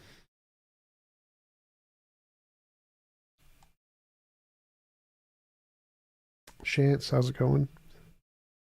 It's going great. How are you today, man? Pretty good. Very sleepy. Thank you for the super chat, Cosmic. I love it when you let them talk a lot in the course challenge, then more and more until they lost. Yeah, I'm doing pretty good. Very sleepy because I woke up early for this. Yeah, plus, it's like a cloudy ass day here, so Yeah. I'm sleepy as hell too. Where are you? I think it's cloudy here, Minnesota.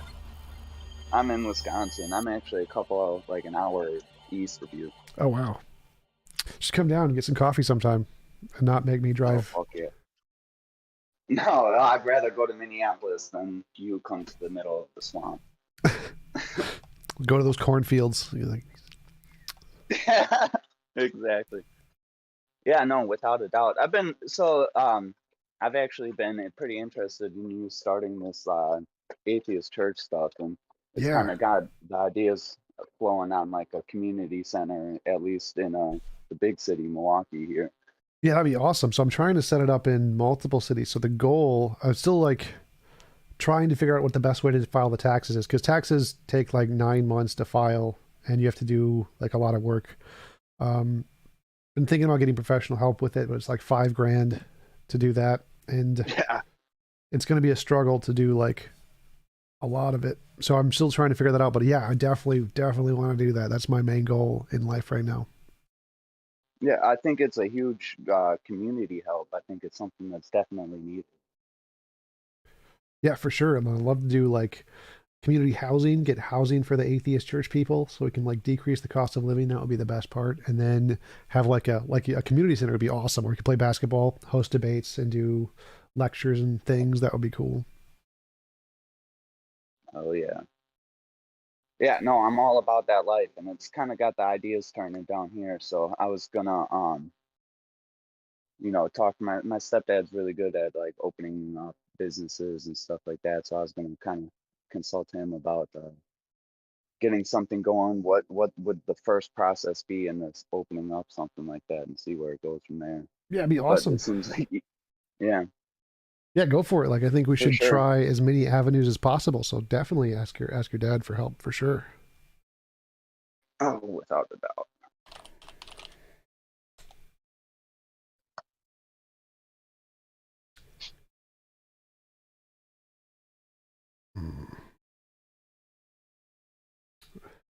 How many people online today?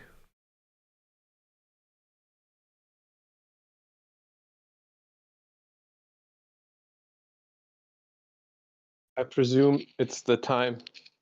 Yep.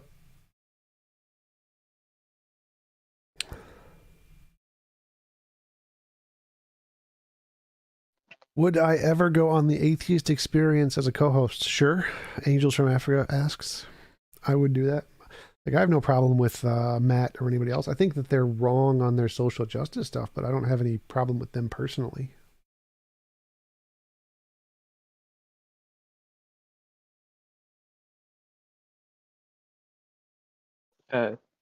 Quick, because of the church you want to create, do you think about creating a church in other countries too? Like I'm in Germany, Berlin right now. Yes, I would like to create a global church thing where it's kind of like expands into all the different countries, different states. I'd like to make it a global thing if possible. Do you have a name for it? Atheist church, pretty much. That's what I got. I don't know. Maybe that could be taken in some countries, or maybe. Yeah, maybe something more creative. I don't know. The Church of the Chair. Oh yes, maybe the churches. Yeah, all hail the chair. Church of the Chair's good. I like that.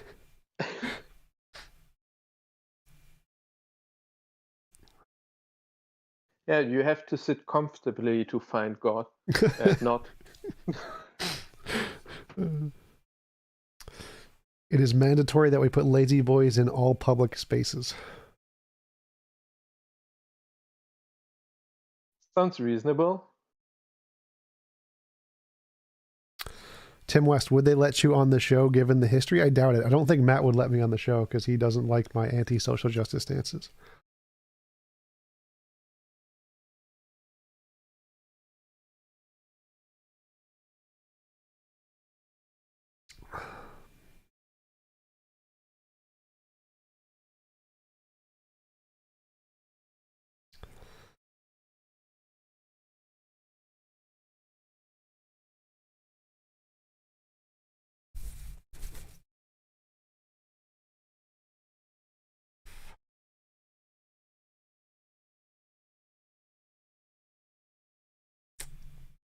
Is there a specific one that you're in conflict with him about more than others?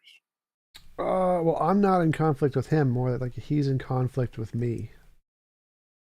So he doesn't, he thinks, he said I was a bigot or something, so he doesn't like my positions at all.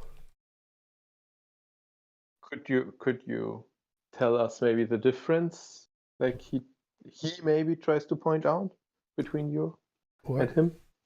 Well, I don't know. He's never like talked about specifically, but like I've done debates against like this, is saying trans women are not women always transphobic? I did that debate. I did the super straight debate. I did the all lives matter debate. And so he's super SJWE, so he doesn't like that. I don't think he's never brought up any arguments or anything against my position.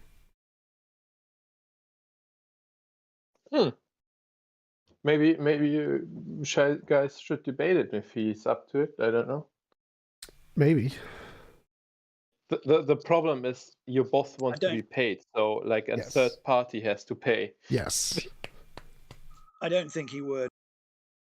I don't think that's like those sort of positions are something that he just draws a line on and wouldn't debate. Do you know what I mean? Like, no, so Don, whether it's considered right or wrong. Well, Don Fullman offered to pay him and he agreed to it, but me and Don couldn't come to agreement on where we should do it because I want to do it on my channel. So he agreed to it. Fair enough. What? Why not just do it on modern day debate? Because social justice debates are really, really hard. So like I get a lot of kickback against social justice debates. I get a lot of hate mail. And so it's not worth it for me to do it on a different channel other than mine.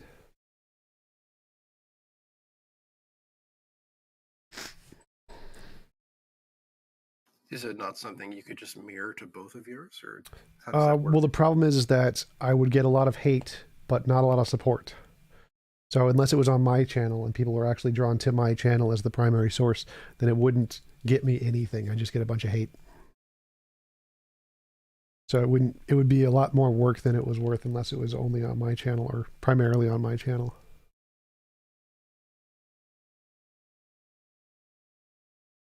Yeah, I'll confess ignorance. I have no idea how any of that works. I don't know. Maybe if it's an important topic, you have to go out and risk it someday. Maybe like first try to understand Matt's argument better, or maybe try to guess which positions you have he might disagree with. Well, I've never heard him make arguments against what I said, so that's the problem. And since my arguments are more not like the other arguments of people who take those positions, because I don't really agree with those positions. It's more just arguing against the arguments, and so no one's ever responded to my arguments themselves. Like Vosh just said, I just define people as being transphobic. There's no logic behind it. I just define people as it. Like, well, that's not really logical. And the same thing with Jangles. Jangles like, I just define people as transphobic. Well, it's not coherent. Like, you have to actually give a justification for why you're using that definition or that word. So no one's actually responded to my argument. This is a problem. I don't know. Maybe go out of a limb, try to search their videos through, and maybe make just a video where you go through one of them and try to find, like, everything is recorded nowadays. So maybe you find Well, I've already done that. They where never make an answer. They never answer the question. That's the problem. Ah, okay. I didn't see that video then. I've done like 3 or 4 debates on the topic. No, I don't mean debate. What I mean is like a pre-recorded video where you search, like in background, you search through their videos and find where they make an argument about that topic, whatever topic it is, and then you basically just like many other YouTubers do that, where they just review content about someone else and say what they think about it. I've done a few of those on the Discord review things. The Vid You Want Debunked, I think is what it's titled. Vid You Want Debunked. Oh, okay. But again, they just don't answer any of the questions I'm asking. That's the problem, is that my arguments are pretty unique, even on the theistic ones. So going through other people's videos, they never answer the questions I'm asking. That's the problem.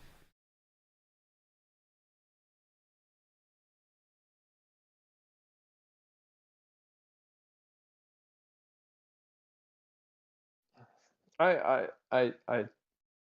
didn't inform myself about your arguments, but maybe I have to look into it. I actually don't really know what your stance on trans stuff is, so I have to look into that. Well, my argument is more that the left is using the same arguments that Christians are using. They're using the same bad arguments and bad logic to criticize other people's positions. So they say anybody who says trans women aren't women is bigoted. And my argument is that no, it's not. They can just disagree. So like if they think that the appropriate way to use gender is synonymous with sex, which is perfectly legitimate, then they're not being bigoted. They just think there's a better way to use the words. And so there's no way for the people on the left, or they don't differentiate between disagreement and bigotry and just say anybody who disagrees is bigoted. And that's the exact same thing Christians say. Well, if you don't, like if you think in evolution, well, you just want to sin. It's evil. It's by the devil. And so their argument that the people on the left use is exactly the same as the arguments that the religious people use is that, oh, you're just evil if you disagree, which is not an argument. And so that's the problem, is that people on the left use the exact same arguments as Christians. And that's what I'm objecting to, not specific, like trans rights issues. I don't really care about. I care about the fact that the people on the left are using the exact same silly arguments that the religious people are using. I agree to a degree. So the thing is that there is a difference in the perceived sex of someone and the actual sex. Let's just use the word like thing. And people try to use the word gender as the perceived one. Some people. That's the point. Is some people. Some people don't. Yeah, I understand. And some people don't. As you say, some people don't. And yeah, there's like a disconnect between them. And yes, I agree that the left should just say, yeah, I don't care how you word it, but there's two things we are talking about. And yeah, maybe they should do that more. So like some people bring up the criticism of, oh, well, you can just make up a word like, say, humans are only white. And so if you're not white, you're not a human. That was Udolf put that in the chat. That's not analogous. So like sex and gender, the vast majority of humans have been using sex and gender to mean synonymous for like the vast majority of human species. So it's not a bigoted made up definition to be bigoted. It's just the way the word has been used in most cultures. So if people are in the cultures where it's used in that way, it is in no way bigoted. It's just the way they were brought up using the words, how they find utility of the words in their culture. And so it's a false analogy to try and compare that to a word that's literally been invented specifically to be bigoted.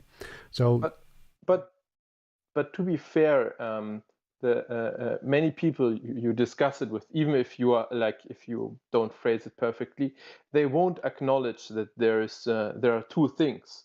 And like even if you have a normal lefty debate where one says where one says there are two things and the other says gender and sex are the same.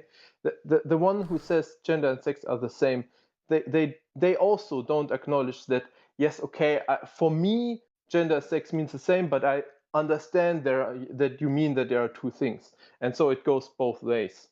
Well, I don't think so, because the only people who are saying the people who are saying it's only one thing, gender and sex are the same thing, is saying that it corresponds to something in reality. It's like a physical state, chromosomes, gametes, whatever. And the people who are saying it's sex and gender are separate things are saying it's a psychological state. And so there's a legitimate reason to disagree and think that psychological states are not as legitimate as empirical facts about the world. And so if you use a word to represent a psychological state, it's less legitimate than one that represents a physical state. And so that's perfectly legitimate disagreement to have. So that's fine. The problem is that if you say they're bigoted because of that, that's the problem. Like, it's totally fine to disagree about the word usage. That's okay. Yeah. The problem is when you call someone a bigot because they disagree, that's not okay.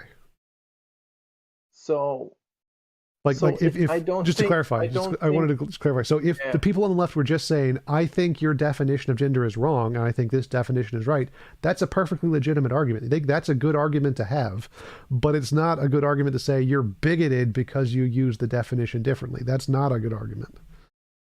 Yeah.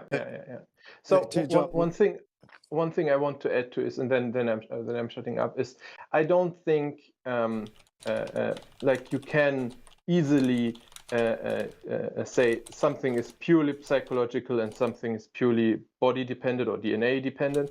These things like mix and mesh, like our psychology is like an emergent property out of our body, and therefore I think like also this perceived sex isn't entirely psychological. There can be DNA components, there can be things. It doesn't only mean like this. It's just a social thing. Well, that doesn't matter. So like we know for a fact that there are neurological correlates to conservatism and to Christianity.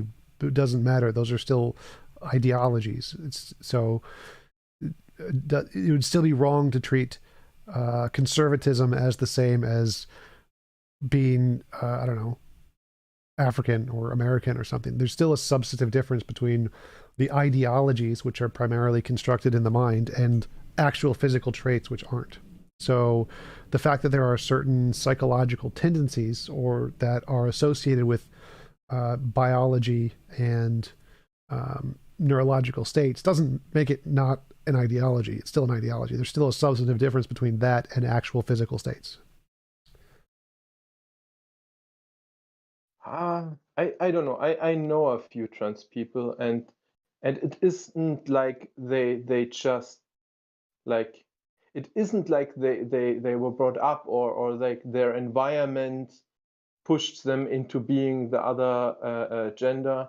They have like a deep urge in them that something is wrong. It isn't. Well, that doesn't make sense. That literally doesn't make sense. So like the association to another gender, that's all just cultural traits. So like if you like the color pink rather than the color blue, or you like being more compassionate, or if you associate with the traits that are associated with another gender, that's pretty much all sociology. Like there's not like an objective womanness biology that is in your brain. Like that's not a thing. What transness is associating with the cultural tendencies of the other gender, which are cultural tendencies.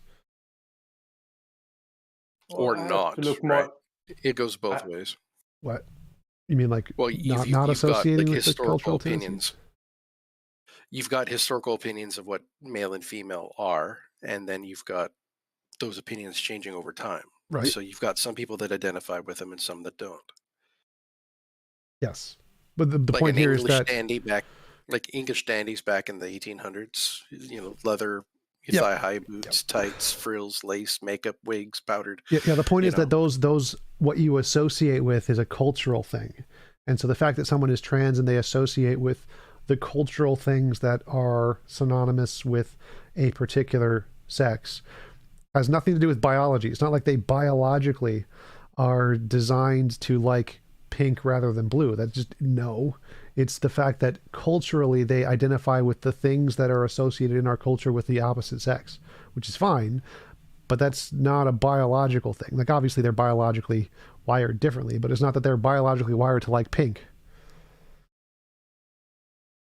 Yeah, I think it's more a pushback against the fact that genders have largely been like a societal construct, and they're basically saying, I don't accept your description and I will insert one of my own.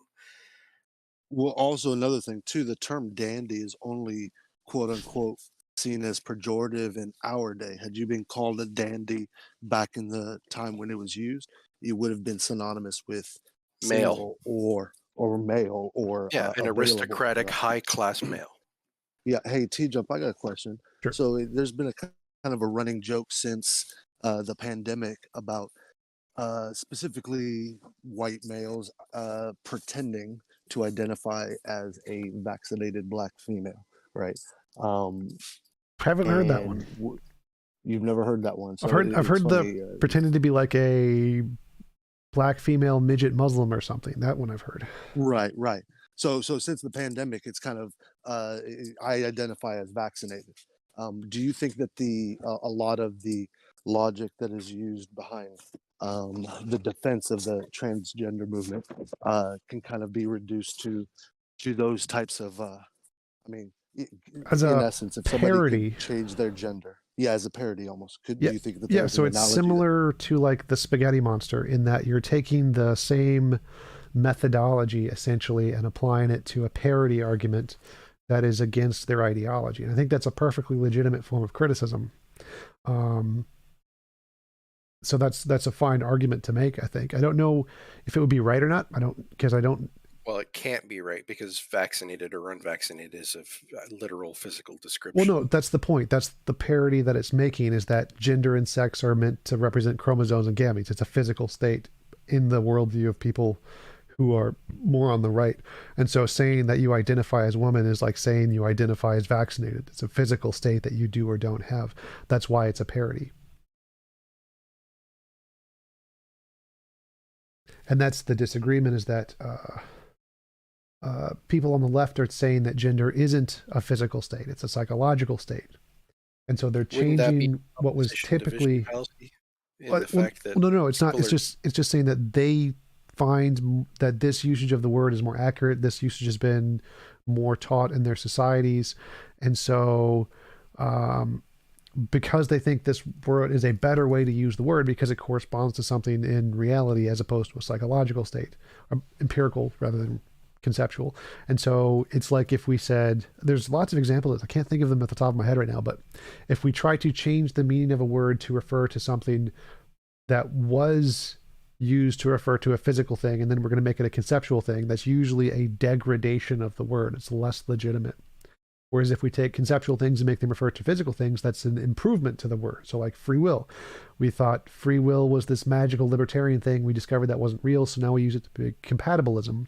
That's an improvement of the word. Or universe or time. Time we thought was a conceptual thing. And then we discovered it's a physical field in space.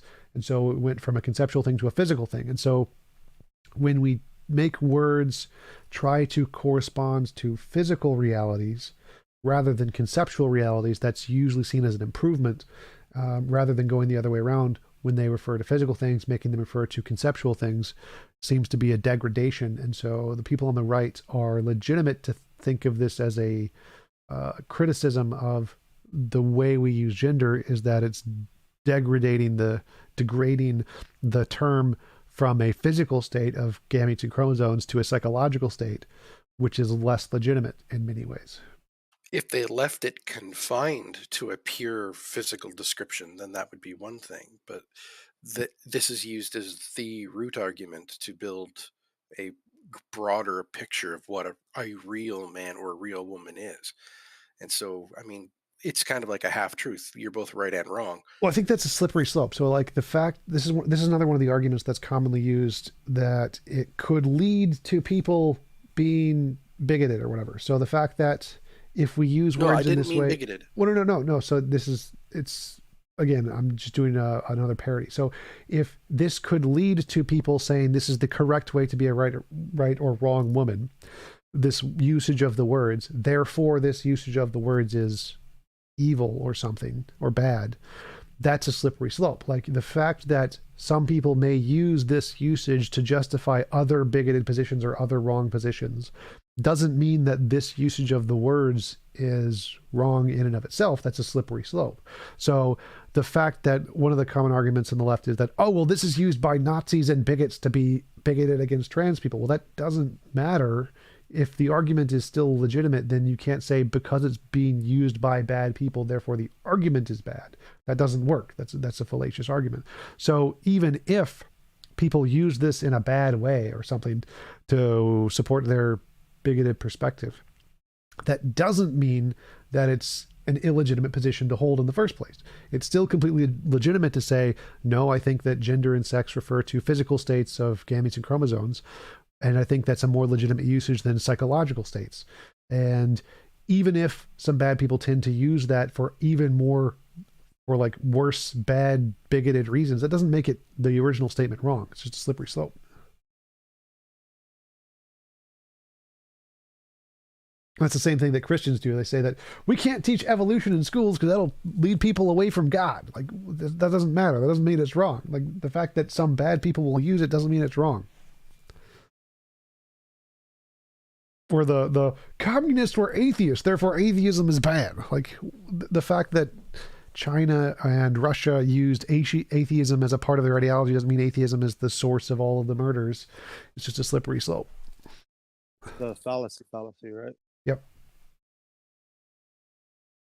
It's also kind of ironic because although they used it as part of their ideology, were they actually really atheist, or did they just sort of supplant their great leader in the position of God and still have kind of a theist aspect towards their ideology? If that makes sense. Yeah. So you can say that the attribution of the mass murders was more to the dogmatic acceptance of a particular voice or a particular leader over all others. And that is synonymous with religion in that it accepts a particular voice over all others. And that acceptance of dogma is the cause, which is a religious trait rather than simply the ideology of atheism. I think North Korea is a great example of that, because they literally supplement the great leader and say that he was anointed by God and all that kind of stuff. Right? They literally put him in the position of a living God on earth, right? Yeah, I think they said that the necrocracy, where the dead guy is still the leader of the country. It's the first necrocracy, as Hitchens put it. Yeah. Thanatocracy. Thanatocracy. I believe it's. Yeah, it was one of the terms he coined was a thanatocracy. Like Thanos from Marvel. Yeah, well, death. Thanos, death. I think the Khmer Rouge in Cambodia as well. They.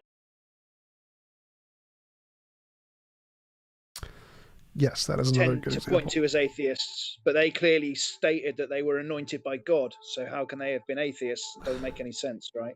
Yep. And then again, you've got that weird issue that goes back and forth between people who view any rejection of any god as an atheistic position, but it doesn't exclude you from having a belief in a god. Just it becomes claim specific. That's where that meme about 4,200, gods, and I disbelieve them all. You disbelieve. Well, yeah, that actually goes to the origin of the word atheism. The Romans convicted Christians of being atheists because atheism was simply a rejection of the Roman gods or tithing to the Roman gods. So it doesn't. If you think historically, it does seem to be like an academic usage was common then.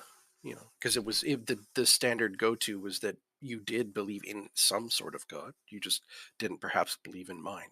Yeah, more or less. Christian Prince Ears, how do you explain the argument that consciousness exists only in humans? That confuses me. Yeah, I think that's more just human exceptionalism, the speciesism. There's no foundation in biology to think that only humans have consciousness. We think that all mammals do pretty much. It's kind of an easy one to address too, because you just get them to nail down what they define as consciousness. And then you're probably going to find that quality exists in other species. So, well, usually they just special plead for like things that only humans can do. Like, oh, we can only introspect and do logic and math and stuff. Animals can't do that. Couldn't an argument be made that among humans that perhaps we're the only ones who are conscious that we are conscious? But even that's dispute or debatable because we Well, can't it's refuted verify because whether or not another species is aware of their own awareness. well, yeah, Yeah. there are tests that we do to determine whether a species knows can recognize themselves, sort of thing. Well, that's different. So, like, essentially, people make the argument that higher order associations of consciousness are the only thing that counts as consciousness, which is silly. It's like clearly the fact that we can do higher order analysis of relationships between how our consciousness exists is a kind of consciousness, but it's not the only kind. Like, obviously, babies still have consciousness. They can't do that. But so it's very silly to think that the higher order relations in consciousness are really the only kind of consciousness. Yeah, because infants don't even recognize or differentiate themselves from their environment till about 18 months. And arguments could be made that really intelligent species like dolphins or perhaps primates are aware of their own awareness. But I thought object I think permanence was more around 6 months. Well, those are different things. So object permanence and seeing other people as being there and seeing yourself as being there are separate things. So like the thing he's talking about is recognizing yourself in a mirror, essentially recognizing your own consciousness. Okay. And then Yeah, because I was recognizing talking about what Piaget was mentioning about his whole organic epistemology and how babies learn the idea that they don't really possess the idea of the concept of reality, anything existing if they're not looking at it. the They peekaboo. don't have that. Peekaboo thing, yeah. Yeah. So they literally can't form a belief because they don't have a map of reality yet. They only have a map of meaning. They don't have one of the external world. They don't think that exists. So if you want to have a belief, it's like, I wouldn't say that. I think they still grant the external world exists. They just don't understand that it's still there when they're not looking at it. Like it can only that's be usually how one formed. defines the external world, right? It's the stuff that stays when you don't look at it. No, it's there. If like you can say the external world is in front of you, like right now my TV is in front of me, and I can be not aware of any of the other things anywhere else, and I still believe in the external world. I just don't believe it's very big. What about when you're having a dream? You're aware of a world that doesn't really exist. It exists conceptually. That's one of the valid definitions of exist, is something existing with objective being. I don't know what you mean. Well, So what about dreams? Objective would mean to exist independent of the mind. Yeah. So I mean, like, even if you're dreaming, you can think it's the external world. So, like, if you're in a dream and you see, I don't know, a unicorn and you think it's the external world, you still believe in the external world, even if it's not what you're seeing. Well, people still say that dreams and ideas exist. They just exist in the mind, right? Well, the question is do you believe in the external world? And you can be in a dream where you see a unicorn, which isn't the external world, but you can still believe it's the external world. So it's still in objective reality because it's a part of your mind, but it's not a part of the external world. Interesting. I've always delineated them slightly differently. Like mental constructs were things that had objective being because they were of the mind. And then there was objective reality, which was stuff not of the mind. And so if you look up the definition of exists, that's why it says something that has objective being or reality. Well, I'd say objective reality is everything, including all of your thoughts. Those exist in objective reality, but it's subjective in that it doesn't exist independent of your mind. It's not objective, but it's a part of objective reality.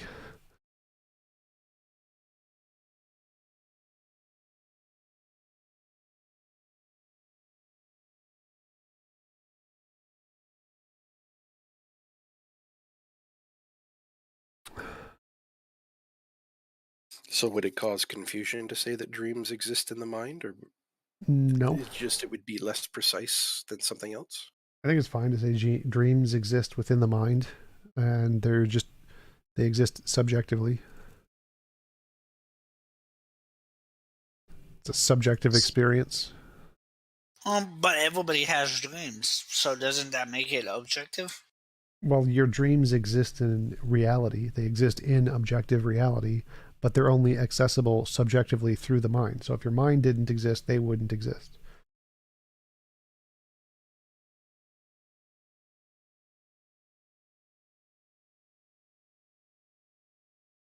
You should ask a theist sometime, Jump, if God dreams, because technically, to them, it's a mind. It depends so. which God. So, like in Hinduism, the Brahmin does dream. So, literally, the yugas and the Kali yugas are the states of the god Brahmin being awake and asleep. So, yes, in Hinduism, this is all God's dream. And in Hinduism, they'd also say that God dreams every possible dream simultaneously as well. If you get into the non-dualist Advaita Vedanta traditions and whatnot. Doesn't one of them say that if God ever woke up, we would disappear? Yes, that's the same one. They all say that, yeah. Tim West, does language exist in reality? Yes. Do abstract objects exist in reality? No. Language is a concept in the minds. Concepts in the minds exist in reality. Abstract objects are references to what the words mean, which don't exist in reality. Those are just things we made up. Yeah, which is the main argument against stuff like Platonism and universals, right? These are constructs of the mind. They don't exist independently. Yeah, I think the main argument against Platonism is that it's how do Platonic objects interact with the world we see around us, and there's no way to explain that.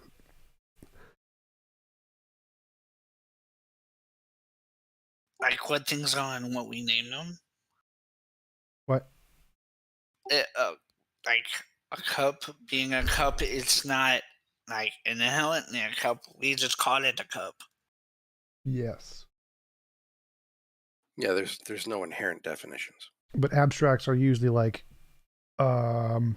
squares, circles, shapes. Like if there is a cupness, a thing that made something a cup, the essence of cup, that would be an abstract.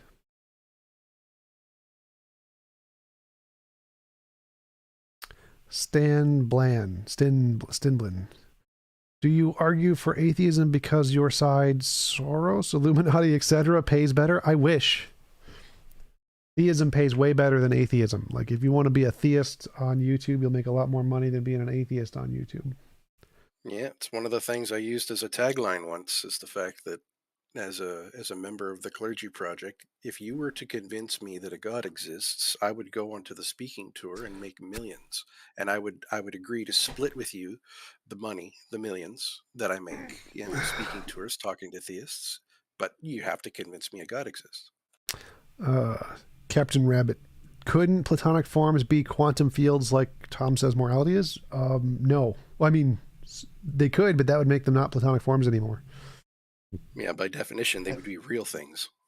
Hey, T-Jump, so I know that we disagree on this, and I don't want to get into a debate on this, but with regards to the Platonic forms, if the external objective material world didn't exist and everything was predicated ultimately on the subjective, wouldn't that be one way to reconcile the external world that we experience and the Platonic forms or universals? I don't know exactly what that means. Like, because Platonic forms are supposed to exist independent of minds. Like if it only existed in a mind, then it wouldn't be a Platonic form. Platonic forms are things that are independent of all material and conscious states. So like if it existed in a mind, then it would just be a conceptual state. It wouldn't be a Platonic abstract. True. Tell me if I'm wrong, but I've always viewed Platonic ideals and abstractions and universals and stuff like that as though the person is trying to claim that there's some sort of third state to reality, where there's mind and then there's not mind and the physical stuff around us, but then there's this third state that imbues meaning from the outside in. Yep, usually the universals. So there's like this essence of relation stuff. Well, so to that point, so the reason why I asked is that so less along the way that Plato and Plotinus use Plotinus? I'm sorry, Plato, the way that Plato uses his conception of the forms. How about the way that the Eastern Orthodox use the conception of the logos, where they kind of have a rough equivalence between their conception of logos and Plato's conception of the forms? Oh, yeah, they just say that resides in the mind of God. Yeah, they just say that they're all just concepts. So they're all just concepts in a big mind, kind of like Brahman, the Hindu version, that everything is just a concept in God's mind. Yeah, so I think that's the way that the Eastern Orthodox, if the Eastern Orthodox were Hindus, they would describe the Platonic forms as having their ontological existence stemming from the mind and the consciousness of God rather than independent of it. Sure. But I wasn't aware that Plato didn't. I wasn't aware that Plato described the forms as absolutely objective or external to mind. Well, that So was a I appreciate debate. that. Well, yeah. That was kind of a debate that occurred between Plato and Aristotle, because Plato came up with both ideas of there being an ideal realm and a realm of forms. Aristotle kind of latched onto the idea that the forms mattered more than the ideals.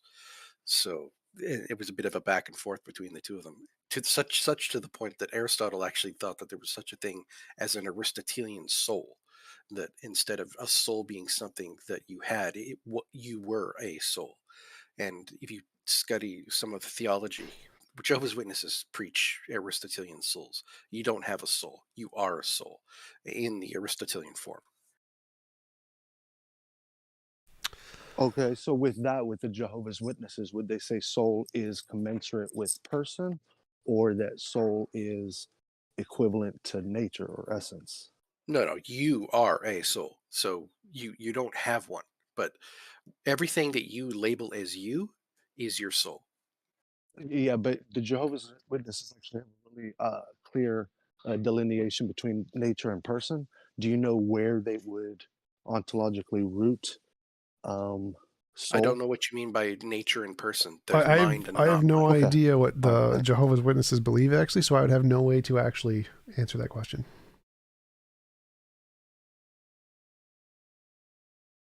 Thanks, guys.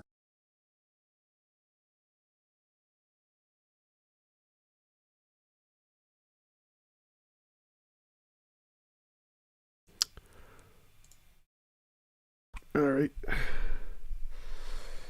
Anybody got anything else interesting to say? I sort of have a question. How can you have a sort of question? Is it like, I don't know if you, is it like half a question that's like without a question mark? It's kind of a question that that I haven't really thought about in detail, so that's why it's a sort of a question. Ah. So, with your involuntary imposition of will, would you consider Alzheimer's to be an immoral, involuntary imposition of will Yes. of nature upon a person? Yes. Yes, that is I correct. figured that would be the case. It's something I have experience with, and I'm trying to put together arguments related to it without bringing the emotion into it, because I know, like, if you bring the emotion into it, people just dismiss it immediately as, oh, it's an appeal to emotion, blah blah blah. So I'm trying to put together some kind of logical idea as to how Alzheimer's disproves, at the very least, an all-loving Christian God. Yeah, so that's I like, don't see how the two things are compatible, you know. yeah. I was talking about that earlier with Scott on my live stream before the after show. It's called natural evils. So there are natural evils, which are things that nature does to you: earthquakes, hurricanes, tornadoes, and those things are considered to be a part of the problem of evil. Why did God create these things if he's all powerful and all loving? And so that's essentially, Alzheimer's would just be a version of the problem of natural evil. Cool. It's also worth mentioning that there is an apologetic that it doesn't matter what evil it is you're talking about, it was always the result of mankind's sin. Like even natural disasters are somehow still a result of mankind's sin. Yeah, it's supposed to be. That part's dumb, though. Tornadoes are your fault, Walker. You caused the tornado. Yes, because the gay quarter in the red light district in New Orleans was the only area that didn't get flooded, and yet all the preachers said the natural disasters are a result of sin. Yeah. What is it? The Turn of the Frogs gay?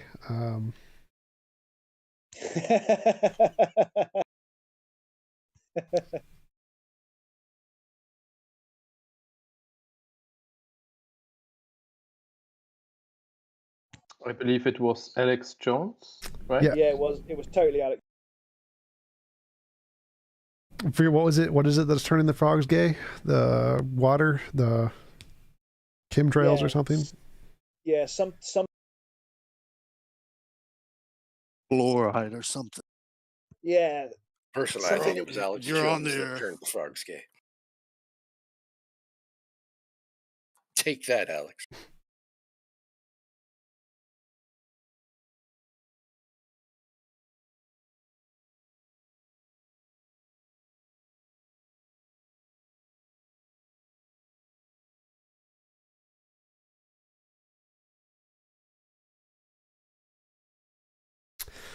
All right, guys, I'm going to head off. Thanks for joining the after show. Thanks for watching, everybody in the audience. Thank you for the super chats and patron subscribers, as always, and I will talk to you guys later. Later, dude. Bye-bye.